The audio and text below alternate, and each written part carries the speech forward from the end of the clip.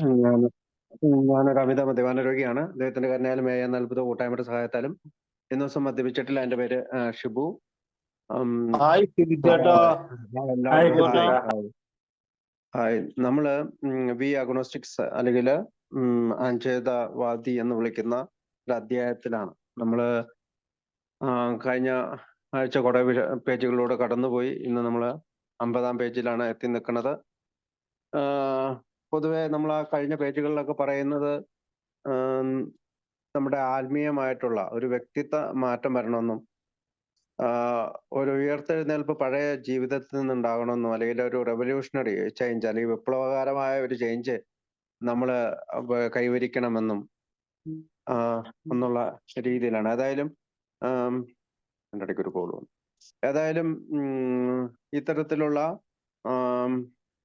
ഒരു ആത്മീയ പരിവർത്തനത്തിലൂടെ മാത്രമേ മദ്യപാനത്തിൽ നിന്ന് നമുക്ക് രക്ഷപ്പെടാൻ സാധിക്കുകയുള്ളൂ എന്ന് പറഞ്ഞുകൊണ്ടാണ് കഴിഞ്ഞ പ്രാവശ്യം നമ്മൾ നിർത്തിയത്. അപ്പം നമ്മൾ കഴിഞ്ഞ പ്രാവശ്യം നിർത്തിയ മലയാളം ഭാഗത്തിന്റെ അവസാന ഭാഗം ഇതാണ്. ഈ അനുഭവകഥകൾ വിവരിച്ച സ്ത്രീ പുരുഷന്മാർ ഒരു നിർദ്ദേശത്തോട് അത്ഭുതകരമായ തോതിൽ അഭിപ്രായ ഐക്യമുള്ളവരാണ്.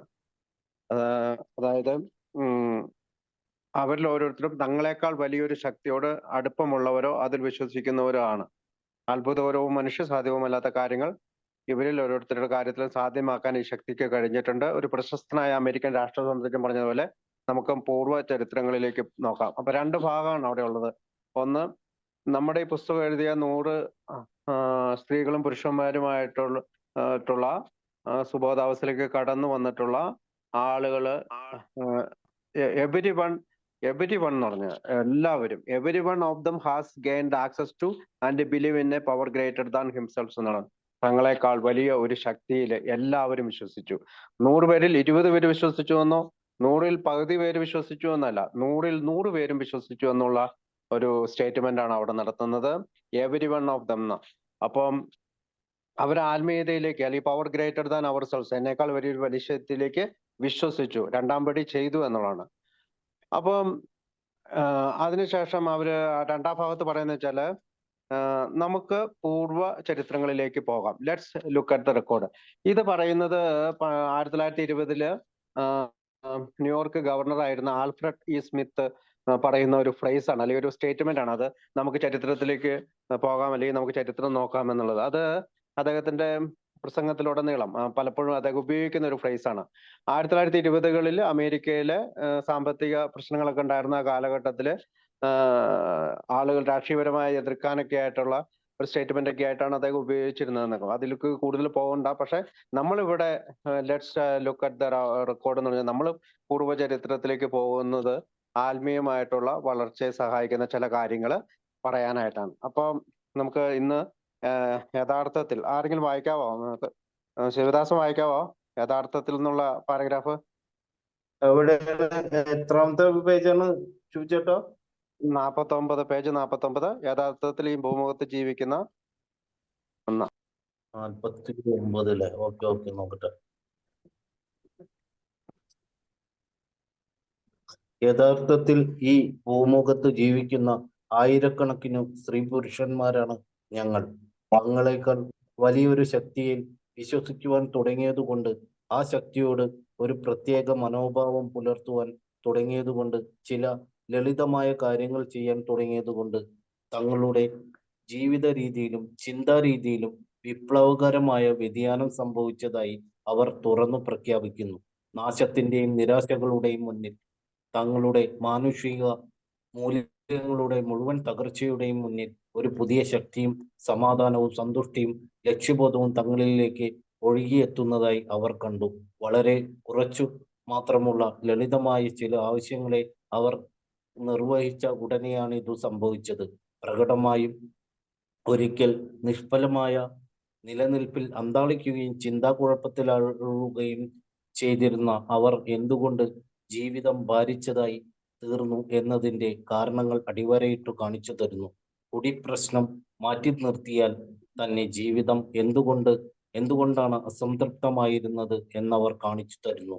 ദൈവ സാന്നിധ്യത്തെക്കുറിച്ചുള്ള അവബോധമാണ് തങ്ങളുടെ ജീവിതത്തിലെ പരമപ്രധാനമായ യാഥാർത്ഥ്യമെന്ന് പരശ്ശത മാളുകൾക്ക് പറയാൻ കഴിയുമ്പോൾ ഒരാൾക്ക് ഉണ്ടായിരിക്കേണ്ടതിന്റെ ശക്തമായ ഒരു കാരണമാണ് അവർ മുന്നോട്ട് വയ്ക്കുന്നത്. Okay, pass. ഓക്കെ, അപ്പൊ പൂർവ്വ ചരിത്രങ്ങളിലേക്ക് പോക്കാമെന്ന് പറഞ്ഞുകൊണ്ട് ആ, ഈ ഭൂമുഖത്ത് ജീവിച്ചിരിക്കുന്ന ആയിരക്കണക്കിന് സ്ത്രീ പുരുഷന്മാരായാണ് ഞങ്ങൾ. തങ്ങളെക്കാൾ വലിയൊരു ശക്തിയിൽ വിശ്വസിക്കാൻ തുടങ്ങിയതുകൊണ്ട്, ആ ശക്തിയോട് ഒരു പ്രത്യേക മനോഭാവം പുലർത്താൻ തുടങ്ങിയതുകൊണ്ട്, ഞാൻ ആദ്യമേ പറഞ്ഞപ്പോൾ തന്നെ ഞാൻ ആ ആത്മീയതയെ കുറിച്ചുള്ള നമ്മുടെ അവസാന പേജിൽ, ബുക്കിന്റെ അവസാന പേജിൽ കാണുന്ന ആത്മീയതയെ കുറിച്ചുള്ള ഒരു അപ്പൻഡിക്സ് ഉണ്ട്, അനുബന്ധമുണ്ട്. അതിനകത്ത് പറയുന്ന കുറെ കാര്യങ്ങളാണ്. അത് തന്നെയാണ് ഇവർ ചെയ്തതെന്നുള്ളതാണ്. പ്രത്യേക മനോഭാവം പുലർത്തി ചില ലളിതമായ കാര്യങ്ങൾ ചെയ്തുകൊണ്ട്. എന്താണ് ലളിതമായ കാര്യങ്ങൾ? Simple rules. നമ്മൾ ഈ സിമ്പിൾ റൂൾസ് ഡോക്ടർ സിൽക്കോർത്തിന്റെ സിൽക്കോർത്തിന്റെ ഡോക്ടർ അഭിപ്രായത്തിൽ പറയുന്നുണ്ട്, സ്റ്റെപ്പുകളെയാണ് നമ്മൾ റൂൾസ് എന്ന് പറയുന്നത്. ഡോക്ടർ സിൽക്കോർത്ത് അത് റൂൾസ് എന്ന് പറയുമ്പോൾ, മറ്റുള്ള നിയമം അല്ലെങ്കിൽ ഒരു നിബന്ധന എന്നൊക്കെ പറയുമ്പോൾ നമ്മൾ അതിനെ ഒരു നിർദ്ദേശം എന്നായിട്ടാണ് പൊതുവെ കാണുക. അപ്പം ഇവിടെ സ്റ്റെപ്പ് 2, 12 പടികളിലെ 2-ാം പടി മുതൽ 11-ാം പടി വരെ ചെയ്യുമ്പോഴേക്കാണ്, അതായത് ആക്ഷൻ സ്റ്റെപ്പുകളാണ്, അല്ലെങ്കിൽ നമ്മൾ ചില നടപടികൾ സ്വീകരിക്കുക. അതങ്ങനെ മസ്റ്റ് ആണെന്നാണ്. അത് മസ്റ്റ് ആയിട്ട് ചെയ്യുമ്പോൾ അത് ചില റിസൾട്ടുകൾ ഉണ്ടാക്കിയാണ്. ആ ശക്തിയോട് ഒരു പ്രത്യേക മനോഭാവം, ചില ലളിതമായ കാര്യങ്ങൾ ചെയ്യാൻ തുടങ്ങിയതുകൊണ്ട് തങ്ങളുടെ, അപ്പൊ എന്താണ് റിസൾട്ട്? തങ്ങളുടെ ജീവിത രീതിയിലും ചിന്താ രീതിയിലും വിപ്ലവകരമായ വ്യതിയാനം സംഭവിച്ചതായി അവർ തുറന്നു പ്രഖ്യാപിക്കുന്നു. അപ്പോ റിസൾട്ട് എന്താണെന്നാണ്? നമ്മുടെ ചിന്താരീതി മാറി, വ്യക്തിത്വത്തിൽ മാറ്റം ഉണ്ടായി, റിവല്യൂഷണറി ചേഞ്ച്, ഒരു വിപ്ലവകരമായ വ്യതിയാനം സംബന്ധിച്ച പഴയ പോലെയല്ല നമ്മൾ ചിന്തിക്കുന്നതെന്നാണ്. പിന്നെ നാശത്തിന്റെ നിരാശയുടെ മുന്നിൽ, തങ്ങളുടെ മാനസിക മുഴുവൻ തകർച്ചയുടെ മുന്നിൽ ഒരു പുതിയ ശക്തിയും സമാധാനവും സന്തുഷ്ടിയും ലക്ഷ്യബോധവും തങ്ങളിലേക്ക് ഒഴുകിയെത്തുന്നതായി അവർ കണ്ടു. ഇവിടെയാണ് നമ്മൾ സ്റ്റെപ്പ് 2-ന്റെ അല്ലെങ്കിൽ നമ്മൾ ഈ സ്റ്റെപ്പ് ചെയ്യുമ്പോൾ നമുക്ക് കിട്ടുന്ന കാര്യം. നമ്മൾ സ്റ്റെപ്പ് 2-ൽ എത്തുമ്പോഴത്തേക്കും നമ്മളൊരു ചെറിയ ഒരു വിശ്വാസത്തിലേക്ക് മാത്രമാണ് വരുന്നുള്ളൂ, അല്ലെങ്കിൽ ബിലീവിലേക്ക് മാത്രമേ വരുന്നുള്ളൂ. ബിലീവ് ഫെയ്ത്ത് ആയി മാറുന്നത് നമുക്ക് 11-ാം പടിയൊക്കെ എത്തുമ്പോഴാണ്. പക്ഷെ ഇവിടെ വെച്ച് തന്നെ നമുക്ക് ചില നിയന്ത്രണങ്ങളും ചില ജീവിതത്തിലെ ചില ചിന്താരീതിയിലും വിപ്ലവകരമായ വ്യതിയാനങ്ങളൊക്കെ വരാൻ തുടങ്ങി. വളരെ കുറച്ച് മാത്രമായുള്ള ലളിതമായ ചില ആവശ്യങ്ങൾ അവർ നിർവഹിച്ച ഉടനെയാണ്. ചില ലളിതമായ ആവശ്യങ്ങൾ ഇതിന് ബുക്കിൽ മലയാളത്തിൽ ഇങ്ങനെയൊക്കെയാണ് എഴുതിയേക്കണമെങ്കിലും ഇംഗ്ലീഷ് ബുക്കിൽ അതിന് റൂൾസ് എന്ന് അവിടെ എഴുതിയിട്ടുണ്ട് അവര്. Believe in a power greater than themselves, take a certain attitude towards that power, and to do certain simple things. There have been a revolutionary change in their way to living and thinking. In the face of collapse and despair, in the face of the total failure of their human resources, they found that a new power, peace, happiness and sense of direction flowed into them. അതായത് ജീവിതം ഭാരിച്ചതായി തീർന്നപ്പോഴും, പലപ്പോഴും നിഷ്ഫലമായ നിലനിൽപ്പിൽ അന്താളിച്ചപ്പോഴും, ചിന്താക്കുഴപ്പത്തിലായപ്പോഴും, പല കാര്യങ്ങൾ അങ്ങനെ പ്രശ്നങ്ങൾ ഉണ്ടായപ്പോഴും, കുടിപ്രശ്നം മാറ്റി നിർത്തിയാൽ തന്നെ ജീവിതം എന്തുകൊണ്ട് അസംതൃപ്തമായിരുന്നത് എന്നവർ കാണിച്ചിരുന്നു. അപ്പോൾ ഈ പവർ അവരെ സഹായിച്ചു, അല്ലെങ്കിൽ ഈ ഉന്നത ശക്തി, അല്ലെങ്കിൽ തങ്ങളെക്കാൾ വലിയ ഒരു ശക്തി അവരെ സഹായിച്ചു എന്നതാണ് അവർ ചെയ്യുന്നത്. This happen soon after the whole Hadley met a few simple requirements. അതായത് എപ്പോഴാണ് അത് കിട്ടിയത്? ലളിതമായ ചില പടികൾ ചെയ്തതിന് ശേഷമാണ് അവർക്ക് കിട്ടിയതെന്ന് അവിടെ കൃത്യമായി പറയുന്നുണ്ട്. ദൈവ സാന്നിധ്യത്തെക്കുറിച്ചുള്ള അവബോധമാണ് തങ്ങളുടെ ജീവിതത്തിലെ പരമപ്രധാനമായിട്ടുള്ള യാഥാർത്ഥ്യമെന്ന് പരശതം ആളുകൾക്ക് പറയാൻ കഴിയുമ്പോൾ ഒരാൾക്ക് വിശ്വാസം ഉണ്ടായിരിക്കേണ്ടതിന്റെ ശക്തമായ ഒരു കാരണമാണ് അവർ മുന്നോട്ട് വെക്കുന്നത്. അപ്പം ഇത്തരത്തിലുള്ള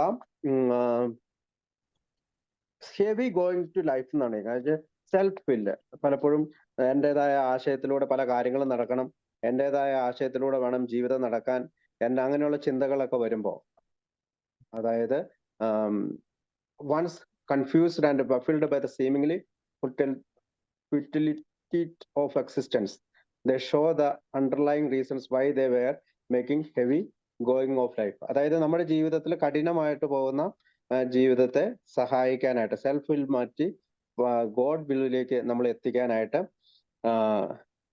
കടന്നു വരാം. അപ്പൊ ഇനി എന്താണ് ഇതിന്റെ ബേസിക് ആയിട്ട് പ്രോഗ്രാമിനെ പറ്റിയാണ്. ദൈവ സാന്നിധ്യത്തെ കുറിച്ചുള്ള അവബോധമാണ് തങ്ങളുടെ ജീവിതത്തിലെ പരമപ്രധാനമായ യാഥാർത്ഥ്യം. ഇതാണ് നമ്മുടെ പ്രോഗ്രാമിന്റെ, ആൽക്കഹോളിസം പ്രോഗ്രാമിന്റെ ബേസിസ്. അതായത് when many hundreds of people are able to say that the consciousness of the presence of God is today the most important fact. അപ്പൊ നമുക്ക് ഡെയിലി ജീവിതത്തിൽ അല്ലെങ്കിൽ 24 മണിക്കൂറൊന്നും നമ്മുടെ പ്രോഗ്രാമില് ദൈവ സാന്നിധ്യത്തെ കുറിച്ച് കണ്ടുപിടിക്കുക, അത് ആ ഫാക്റ്റിനെ അംഗീകരിക്കുക എന്നുള്ളതാണ്. They present a powerful reason why one should have faith. അപ്പോൾ ഒരാൾക്ക് വിശ്വാസം ഉണ്ടായിരിക്കേണ്ടതിന്റെ ശക്തമായ ഒരു കാരണമാണ് അവർ മുന്നോട്ട് വയ്ക്കുന്നത്. അപ്പോ നമ്മളിലെ ആ 100 പേരില് മുഴുവൻ ആളുകളും തന്നെ ഈ അവബോധത്തിലേക്ക് എത്തുകയും നമ്മുടെ പ്രോഗ്രാമിന്റെ ബേസിസ് എന്താണ്? ദൈവ സാന്നിധ്യത്തെ കുറിച്ചുള്ള അവബോധം. ഇത് നമുക്ക് ജീവിതത്തിലെ പരമപ്രധാനമാണ്, മറ്റൊന്നുമല്ല പരമപ്രധാനം. നമ്മൾ പലപ്പോഴും പറയാറുണ്ട്, ഈ ഇത്തരം പരമമായിട്ടുള്ള ലക്ഷ്യം അല്ലെങ്കിൽ നമ്മുടെ ബേസിക് പ്രോഗ്രാമിന്റെ ബേസിക് ആരെങ്കിലും ചോദിച്ചാല് ഈ ഒരു വരിയാണ് നമുക്ക് പറയേണ്ടത്. പേജ് നമ്പർ 51 ആദ്യത്തെ പാരഗ്രാഫിൽ പറയുന്ന അവസാനം പറയുന്ന ദൈവ സാന്നിധ്യത്തെ കുറിച്ചുള്ള അവബോധം. അത് തങ്ങളുടെ ജീവിതത്തിലെ പരമപ്രധാനമായ യാഥാർത്ഥ്യം. ഇത് അംഗീകരിക്കുന്നതാണ് നമ്മുടെ പ്രോഗ്രാമിന്റെ ബേസിക്. അപ്പൊ അടുത്ത വരിയിലേക്ക് പോവാം. അടുത്ത പാരഗ്രാഫ്. കഴിഞ്ഞുപോയ സഹസ്രാബ്ദങ്ങളിൽ ഉണ്ടായതിനേക്കാൾ കൂടുതൽ ഭൗതിക പുരോഗതി നമ്മുടെ ഈ ലോകം ഇക്കഴിഞ്ഞ നൂറ്റാണ്ടിൽ നേടിയിട്ടുണ്ട്. മിക്കവർക്കും അതിന്റെ കാരണവും അറിയാം. പുരാതന ചരിത്രം പഠിക്കുന്ന വിദ്യാർത്ഥികൾ നമ്മോട് പറയുന്നത് അനന്തകാലത്തെ മനുഷ്യരുടെ ബുദ്ധിശക്തി ഇന്നത്തെ ഏറ്റവും വലിയ ബുദ്ധിശാലികളുടേതിനോട് തുല്യമായിരുന്നു എന്നാണ്. എന്നിട്ടും പുരാതന കാലത്ത് ഭൗതിക പുരോഗതി വേദനാജനകമാം വിധം സാവധാനത്തിലുള്ളതായിരുന്നു. ആധുനിക ശാസ്ത്രീയ അന്വേഷണത്തിന്റെയും ഗവേഷണത്തിന്റെയും കണ്ടുപിടുത്തങ്ങളുടെയും സത്ത അന്ന് അജ്ഞാതമായിരുന്നു. ഭൗതികതയുടെ തലത്തിൽ അന്ന് അന്ധവിശ്വാസങ്ങളും അനാചാരങ്ങളും മറ്റെല്ലാ തരത്തിലുമുള്ള കെട്ടിനിർത്തപ്പെട്ട ചിന്താശക്തികളും മനുഷ്യ മനസ്സുകൾക്ക് വിലങ്ങുതടിയായിരുന്നു. കൊളംബസിന്റെ സമകാലികരായിരുന്ന പലർക്കും ഉരുണ്ട ഭൂമി എന്നത് ഒരബദ്ധ ധാരണയായാണ് തോന്നിയത്. മറ്റു ചിലർ ഗലീലിയോയെ ജ്യോതിശാസ്ത്രപരമായ ആചാരവിരോധത്തിന്റെ പേരിൽ ഏതാണ്ട് കൊല്ലുന്നതിനടുത്ത് വരെ എത്തി. ഓക്കെ, അപ്പം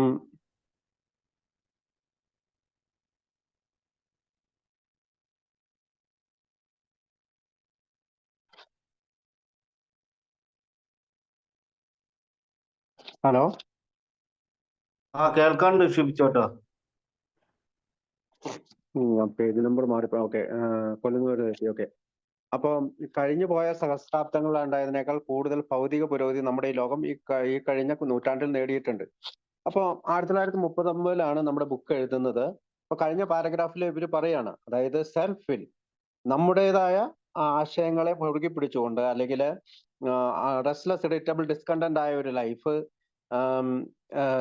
എപ്പോഴും നമുക്ക് നമ്മുടെ സ്വന്തം ഇഷ്ടം നിറവേറ്റിയില്ലെങ്കിൽ നമുക്ക് ഒരു ഷാഠ്യക്കാരനെ പോലെ അല്ലെങ്കിൽ ഒരു തന്നിഷ്ടക്കാരനെ പോലെ നമ്മൾ ആകുലരാകും, അല്ലെങ്കിൽ ടെൻഷൻ വരും നമുക്ക്. അതാണ് നമ്മൾ കുടിയിലേക്കൊക്കെ പലപ്പോഴും, അല്ലെങ്കിൽ മെന്റൽ ഒബ്സഷൻ ആണ് നമ്മൾ കുടിയിലേക്ക് നയിച്ചത്. എന്തുകൊണ്ടാണ് നമ്മൾ പലപ്പോഴും ഈ അസ്വസ്ഥനും ശുണ്ഠിക്കാരനും അസംതൃപ്തനും ആയിരുന്നതെന്ന് നമുക്കറിയില്ല. പലപ്പോഴും നമ്മൾ തന്നെ നമ്മുടെ ജീവിതത്തെ പറ്റി നമുക്കൊരു സാറ്റിസ്ഫാക്ഷൻ ഇല്ല. കിട്ടിയ ജീവിതം, കിട്ടിയ ആരോഗ്യം, കിട്ടിയ ജോലി, കിട്ടിയ സമ്പാദ്യം, ഉള്ള കഞ്ഞി, ഉള്ള പയർ, ഇതിനൊന്നും നമുക്ക് സാറ്റിസ്ഫാക്ഷൻ ഇല്ല. നമ്മൾ പറയുന്നത് എപ്പോഴും നമുക്ക് കുറ്റപ്പെടുത്തലുകളും കുറ്റബോധവും അല്ലെങ്കിൽ ഒരു അൺസാറ്റിസ്ഫാക്ടറി ആയിട്ടുള്ള, ഉള്ളത് കൊണ്ട് ആസ്വദിക്കാൻ കഴിയാത്ത രീതിയിലുള്ള ഒരു സെൽഫിഷ് അല്ലെങ്കിൽ സ്വാർത്ഥതയിൽ ഊന്നിയുള്ള ഒരു ജീവിതമാണ്. ഇവിടെ വെച്ചാണ് നമ്മളോട് പറയുന്നത് ഇതെല്ലാം നമ്മൾ നിർത്തിക്കൊണ്ട് നത്തിങ് ചേഞ്ച്, ഒരു ഒന്നും ചേഞ്ച് ചെയ്യുന്നില്ലെങ്കിൽ ഒന്നും ചേഞ്ച് ചെയ്യുന്നില്ല എന്ന് പറയും. അപ്പൊ നമുക്ക് ചേഞ്ച് ചെയ്യാൻ പറ്റിയില്ലെങ്കിൽ നമുക്ക് ഈ ബേസിക് പ്രോഗ്രാമിലേക്ക് കടന്നു വരാൻ കഴിയില്ല എന്ന് വ്യക്തമാക്കിക്കൊണ്ട് അടുത്ത പാരഗ്രാഫിൽ അദ്ദേഹം പറയാണ്,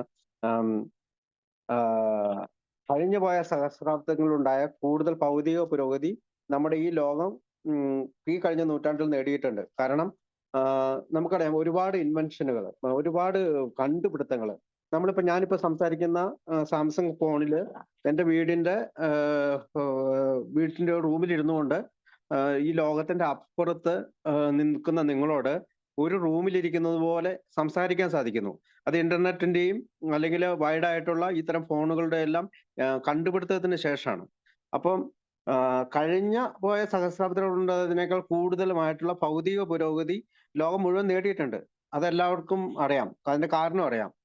ഈ ഈ പുരാതന ചരിത്രമൊക്കെ ഹിസ്റ്ററി ഒക്കെ പഠിക്കുന്ന വിദ്യാർത്ഥികൾ നമ്മളോട് പറയുന്നത് അനന്തകാലത്തെ മനുഷ്യന്റെ ബുദ്ധിശക്തി ഇന്നത്തെ ഏറ്റവും വലിയ ബുദ്ധിശാലികളോട് ഇതിനോട് തുല്യമായിരുന്നു എന്നാണ്. അതായത് ഒരുപാട് ഇപ്പൊ നമുക്കറിയാം, കഴിഞ്ഞ നമ്മുടെ ടൈറ്റാനിക് കാണാൻ പോയ ആ സബ്മറൈനിൽ ഉണ്ടായിരുന്ന ആളുകൾ മരിച്ചുപോയി. അവര് 3, 4 വളരെ ബ്രില്യന്റ് ആയിട്ടുള്ള കോടീശ്വരന്മാരാണ് അവിടെ പോയി അത് കണ്ടുപിടിക്കാനൊക്കെ ആയിട്ട് തയ്യാറായത്. പക്ഷെ അവര് മരിച്ചുപോയി. അപ്പം അതുപോലെ തന്നെ AC കണ്ടുപിടിച്ചു. പിന്നെ നമ്മുടെ കഴിഞ്ഞ പ്രാവശ്യം പറഞ്ഞു, ഇലക്ട്രിസിറ്റിയുടെ കാര്യം പറഞ്ഞു. അതുപോലെ തന്നെ പേസ് മേക്കർ കണ്ടുപിടിച്ചു. ഇത് ഈ 1920, 29 അല്ലെങ്കിൽ ഈ 20 കാലഘട്ടങ്ങളിലാണ് ഏറ്റവും കൂടുതൽ അങ്ങനത്തെയുള്ള കാര്യങ്ങളൊക്കെ. അതിന് മുമ്പും ഉണ്ടായിട്ടുണ്ട്. തോമസ് എഡിസൺ ലൈറ്റ് ബൾബ് കണ്ടുപിടിച്ചതൊക്കെ ഈ 20 കാലഘട്ടങ്ങളിലാണ്. എക്സ്റേ കണ്ടുപിടിച്ചത്, അതുപോലെ തന്നെ റേഡിയോ കണ്ടുപിടിച്ചത്, അങ്ങനെ എത്രയോ കാര്യങ്ങള്. പിന്നെ വേൾഡ് വൈഡ് വെബ്, നമ്മൾ ഈ പറയുന്ന വെബ് ഉപയോഗിക്കുന്നത്, rector scale, pace maker, calculator, എത്രയോ കാര്യങ്ങൾ മനുഷ്യൻ ഈ 1920കളിലെ കാലഘട്ടത്തില് കണ്ടുപിടിച്ചത്. ടെലിഫോൺ കണ്ടുപിടിച്ചത് അലക്സാണ്ടർ ഗ്രഹാം ബെല്ലാണ്. അങ്ങനെ മനുഷ്യൻ പുരോഗതിയുടെ പാതയിലാണ്. പല പല പല കാര്യങ്ങളും ഇൻവെന്റ് ചെയ്യുന്നു എന്നാണ് ആ വരിയിൽ പറയുന്നത്. അപ്പം എന്നിട്ടും പുരാതന കാലത്ത് ഭൗതിക പുരോഗതി വേദനാജനകമിതം സാവധാനത്തിലുള്ളതായിരുന്നു. നമ്മളെക്കാളും ബുദ്ധിശാലികളായിരുന്നു നമുക്കും ഉണ്ടായിരുന്ന പൂർവികരെന്നാണ് പറയുക. പക്ഷെ ഇത്തരത്തിലുള്ള വേഗം വേഗം കണ്ടുപിടിക്കുന്ന ഈ തരത്തിലേക്ക് അവരുടെ ബുദ്ധി വളർന്നിട്ടില്ല. ആധുനിക ശാസ്ത്രീയ അന്വേഷണത്തിന്റെയും ഗവേഷണത്തിന്റെയും കണ്ടുപിടുത്തങ്ങളുടെ സത്ത അന്ന് അജ്ഞാതമായിരുന്നു.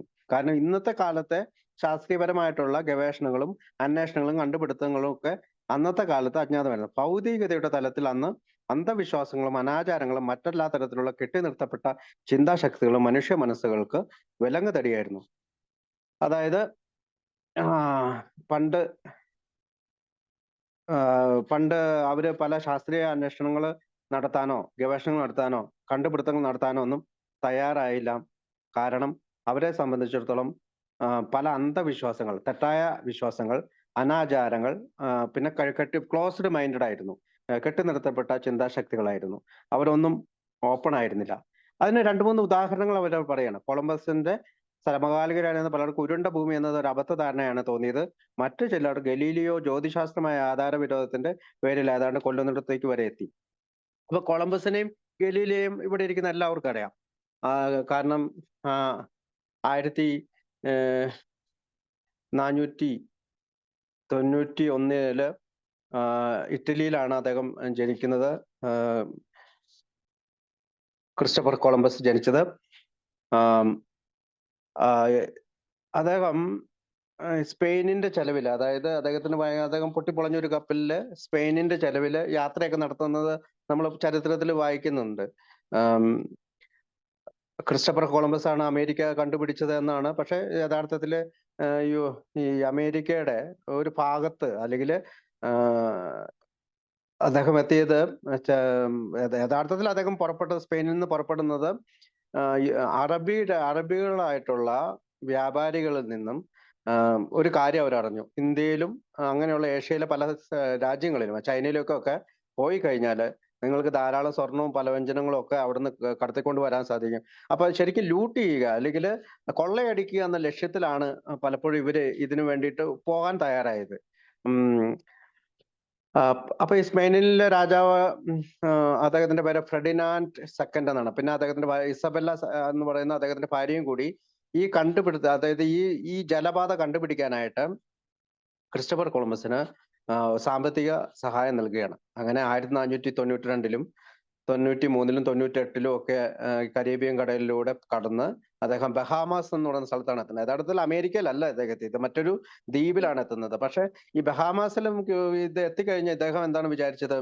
ഇദ്ദേഹം വിചാരിച്ചത് ഇതാണ് ഇന്ത്യ എന്ന് വിചാരിച്ച് അദ്ദേഹം തിരിച്ചു എന്നിട്ട് ഞങ്ങൾ ഇന്ത്യ കണ്ടുപിടിച്ചു എന്നാണ് പറയുന്നത്. അതുകൊണ്ട് തന്നെയാണ്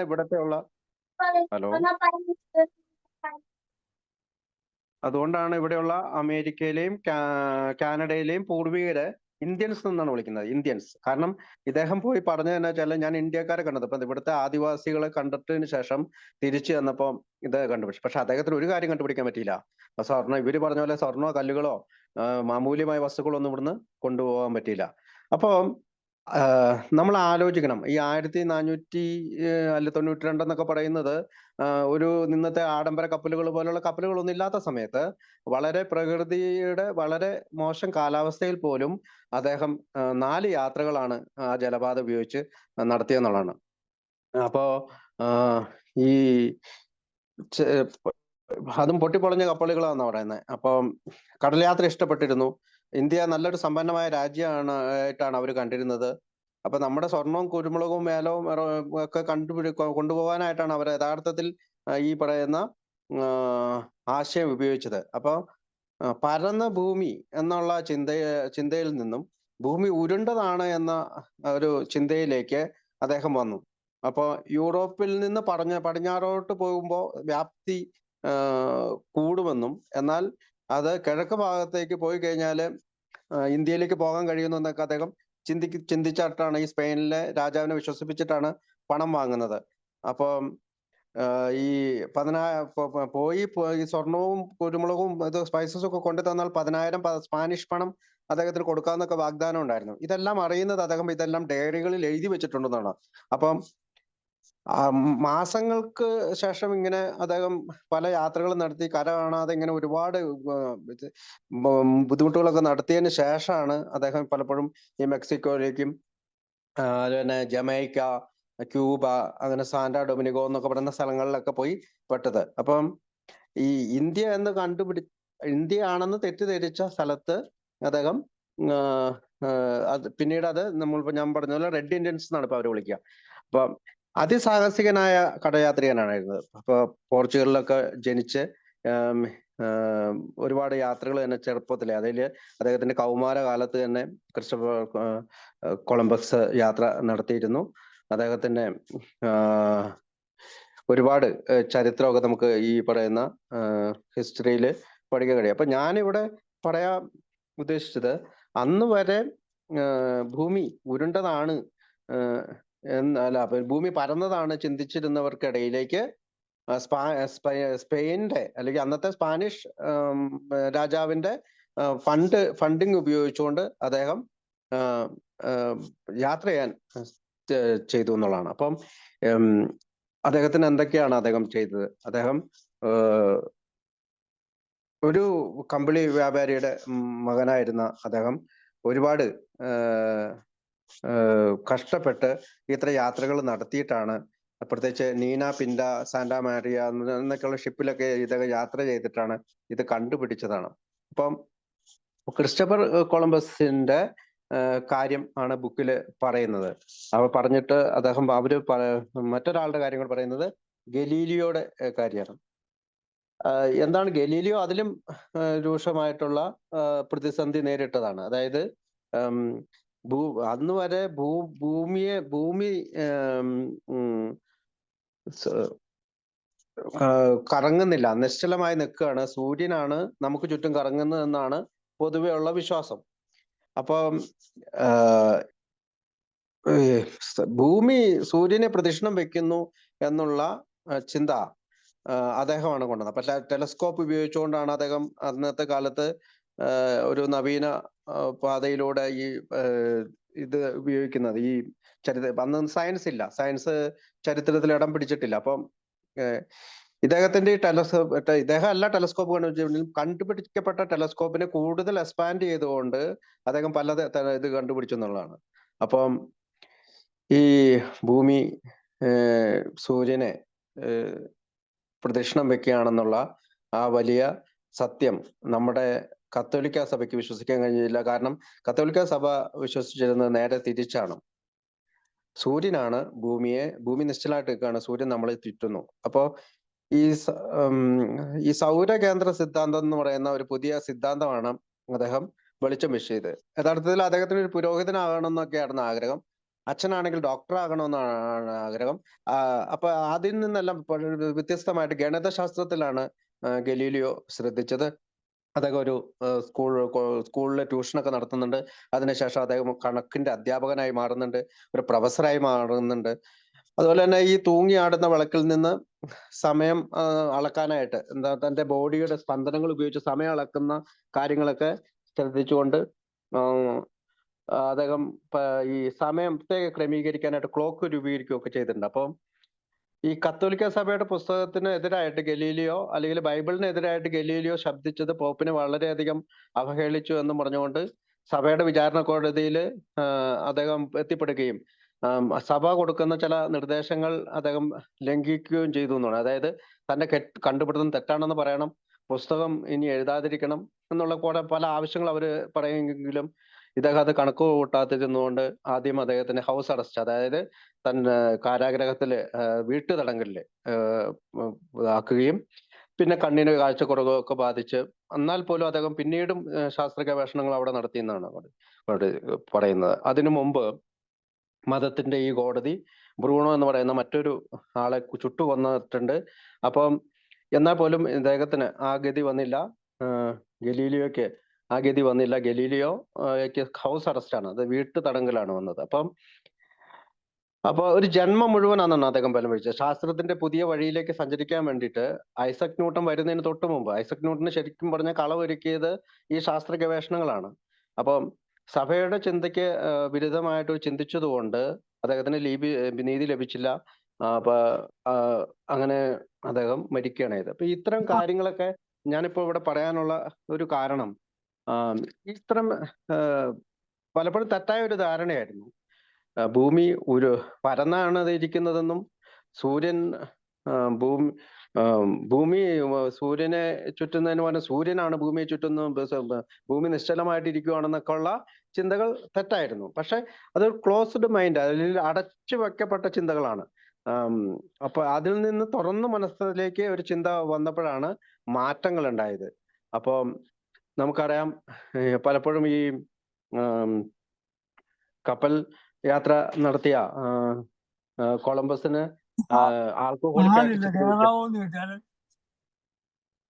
ആൽക്കഹോളിക്കായിട്ട് ചിത്രീകരിക്കാറുണ്ട്. കാരണം കൊളംബസ് എപ്പോഴാണ് വീട്ടിൽ നിന്ന് ഇറങ്ങുന്നത് എന്ന് അറിയത്തില്ല, എപ്പോഴാണ് വീട്ടിലേക്ക് വരുന്നതെന്ന് അറിയത്തില്ല. ഈസ്റ്റിലേക്ക് പോണതിന് വെസ്റ്റിലേക്ക് പോവും. കാരണം അദ്ദേഹം ഏതെങ്കിലും സ്ഥലത്ത് പോയി കഴിഞ്ഞാൽ ഏത് സ്ഥലത്താണ് എത്തിപ്പെട്ടതെന്ന് അദ്ദേഹത്തിന് അറിയത്തില്ല. ഏത് സ്ഥലത്ത് തിരിച്ചു വന്ന് ആരെങ്കിലും ചോദിച്ചാൽ ഏത് സ്ഥലത്താണെന്ന് അദ്ദേഹം പേരറിയത്തില്ല. അങ്ങനെയുള്ള ഇതിന് പലപ്പോഴും തമാശയ്ക്ക് പഴമക്കാർ പറയാറുണ്ട് അദ്ദേഹം ഒരു ആൽക്കഹോളിക് ആണെന്ന്. കാരണം അദ്ദേഹം പോയ വഴി അറിയത്തില്ല, തിരിച്ചു വന്ന വഴി അറിയത്തില്ല, ഏത് സ്ഥലത്താ പോയെന്ന് അറിയത്തില്ല, ഏത് കിഴക്കോട്ടാണോ വടക്കോട്ടാണോ തെക്കോട്ടാണോ പോയത് എന്നറിയത്തില്ല. പക്ഷെ നമ്മളെ സംബന്ധിച്ചിടത്തോളം ഭൂമി ഉരുണ്ടതാണ് എന്ന് കണ്ടുപിടിക്കാനായിട്ട് സഹായിച്ച ഒരാളാണ് അദ്ദേഹം. അദ്ദേഹം എന്താണ് ചെയ്തത്? അദ്ദേഹം ഒരു ബിലീവ് ചെയ്തു, വിശ്വാസത്തിലേക്ക് എടുത്തു. പിന്നെ അദ്ദേഹം ഒരു തീരുമാനത്തിലേക്ക് എത്തി. പിന്നെ ആ തീരുമാനത്തിന് ഈ സ്പാനിഷ് ഗവൺമെന്റിന്റെ കയ്യിൽ നിന്ന് ഫണ്ട് ഉണ്ടാക്കി അദ്ദേഹം ഒരു ദിവസം ബോട്ട് ഉണ്ടാക്കി ഈ പറയുന്ന യാത്ര തുടർന്നു. അപ്പോൾ 5 സ്റ്റെപ്പുകളാണ് അവിടെ നമ്മൾ കാണാൻ കഴിയുന്നത്. ഒന്ന്, അദ്ദേഹം ഒരു വില്ലിങ്നെസ്, എനിക്ക് ഇത് പോകണം എന്നുള്ള ഒരു വില്ലിങ്നെസ്സിലേക്ക് വന്നു. അത് സ്റ്റെപ്പ് 1 ആയിട്ട് നമുക്ക് കണക്കാക്കാം. എല്ലാവരും ഭൂമി ഫ്ലാറ്റ് ആണെന്ന് പരന്നിരിക്കുന്നു എന്ന് വെച്ചപ്പോൾ അദ്ദേഹം മാത്രം റൗണ്ട് എന്ന് വിശ്വസിച്ചു. അതിനെ സ്റ്റെപ്പ് 2 ബിലീവായിട്ട് ചിന്തിക്കാം. പിന്നെ മൂന്നാമത്തത് മേക്ക് എ ഡിസിഷൻ, അതായത് തന്റെ വിശ്വാസം തെളിയിക്കാനായിട്ട് തീരുമാനിച്ചു. നാലാമത്തത് ടേക്ക് ആക്ഷൻ, അതായത് നാലാമത്തെ പടിയായിട്ട് ചിന്തിക്കാം. അല്ലെങ്കിൽ 4 മുതൽ 11 വരെയുള്ള പടികളായിട്ട് ഒരു ഷിപ്പ് ഉണ്ടാക്കി. 5-ാമതായിട്ട് 12-ാം പടിയിൽ നമ്മൾ പറയുന്ന ഗെറ്റ് റിസൾട്ട്, അതായത് ഭൂമി ഉരുണ്ട് തിരിക്കുന്നതാണെന്ന് അദ്ദേഹത്തിന് തെളിയിക്കാൻ പറ്റും. അപ്പൊ ഇത്തരം കാര്യങ്ങളാണ് ആ ഒരു പാരഗ്രാഫിൽ നമുക്ക് പറയാനുള്ള. അടുത്ത പാരഗ്രാഫിലേക്ക് പോവാം. ഞങ്ങളോട് ഈ ചോദ്യം ചോദിച്ചു. പൗരാണികന്മാർ ഭൗതിക കാര്യങ്ങളോട് പുലർത്തിയിരുന്നത് പോലെ തെറ്റായ മനോഭാവവും അയുക്തികമായ സമീപനവും ആത്മീയ കാര്യങ്ങളോട് ആധുനികരായ ഞങ്ങളിൽ ചിലർക്കുമില്ലേ? കിറ്റി ഹോക്ക് എന്ന സ്ഥലത്ത് റൈറ്റ് സഹോദരന്മാർ ആദ്യമായി നടത്തിയ വിജയകരമായ വിമാനം പറപ്പിക്കലിനെ കുറിച്ചുള്ള വിവരണം അച്ചടിക്കുന്നതിന് നമ്മുടെ ഈ നൂറ്റാണ്ടിൽ പോലും അമേരിക്കൻ പത്രങ്ങൾക്ക് ഭയമായിരുന്നു. പറക്കാൻ നടത്തിയ എല്ലാ ശ്രമങ്ങളും പരാജയപ്പെട്ടിട്ടുണ്ടായിരുന്നില്ലേ? പ്രൊഫസർ ലാംഗയുടെ വ്യോമയാന യന്ത്രം പോട്ടോമാ പോട്ടോമാർക്ക് നദിയിൽ വീണില്ലേ? ഏറ്റവും സമർത്ഥരായ ചില ഗണിതശാസ്ത്ര പ്രതിഭകൾ മനുഷ്യന് ഒരിക്കലും പറക്കാൻ കഴിയില്ലെന്ന് തെളിയിച്ചിട്ടില്ലേ? ദൈവം ഈ പ്രത്യേക പാഠവും പക്ഷികൾക്കു മാത്രമായി റിസർവ് ചെയ്തിരിക്കുകയാണെന്ന് ആളുകൾ പറഞ്ഞിട്ടുണ്ടായിരുന്നില്ലേ? ഏതാണ്ട് 30 വർഷങ്ങൾക്ക് ശേഷമാണ് ആ വ്യോമ വിജയം ഏതാണ്ടൊരു പഴങ്കഥയായതും വിമാന ഗതാഗതം പൂർണ്ണതോതിൽ നടപ്പിൽ വന്നതും.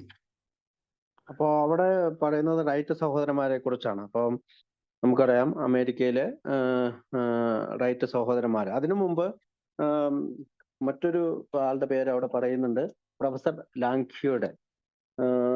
അദ്ദേഹത്തിന്റെ പേര് പ്രൊഫസർ ലാങ്ക്ലി എന്നാണ്. ലാങ്ക്ലി അങ്ങനെയാണ് ഇംഗ്ലീഷിലെ ബുക്കിലുള്ളത്. അപ്പൊ അദ്ദേഹവും ഇതുപോലെ തന്നെ തന്റെ എയറോഡ്രോം ഉപയോഗിച്ചുകൊണ്ട്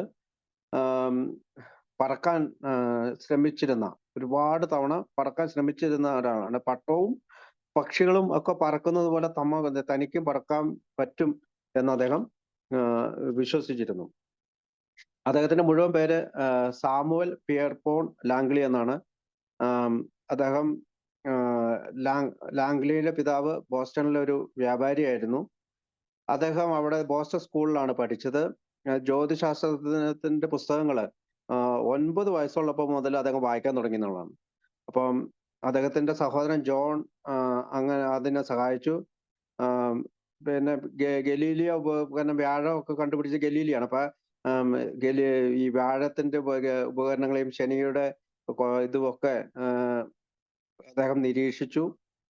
അദ്ദേഹം ഈ ജ്യോതിശാസ്ത്രത്തില് ഒരു ജോലിയൊന്നും ഉണ്ടായിരുന്നില്ലെങ്കിലും ഈ ഉപകരണങ്ങളൊക്കെ നിർമ്മിക്കുന്നതിൽ ലാംഗ്ലി വളരെ സമർത്ഥനായിരുന്നു. അങ്ങനെ വാസ്തുവിദ്യകളും ഡിസൈനർമാരുടെ ഇടയിൽ നിന്നൊക്കെ അദ്ദേഹം മെക്കാനിക്കലായിട്ടുള്ള ചില പരിശീലനങ്ങൾ നേടുന്നുണ്ട്. അങ്ങനെ ലാംഗ്ലി സഹോദരൻ ജോണും ദൂരദർശിനി പണിതു. അങ്ങനെ മറ്റ് പഠന കേന്ദ്രങ്ങളൊക്കെ സന്ദർശിച്ചു. അദ്ദേഹം ഇതിനെപ്പറ്റി കൂടുതൽ അറിവ് നേടി.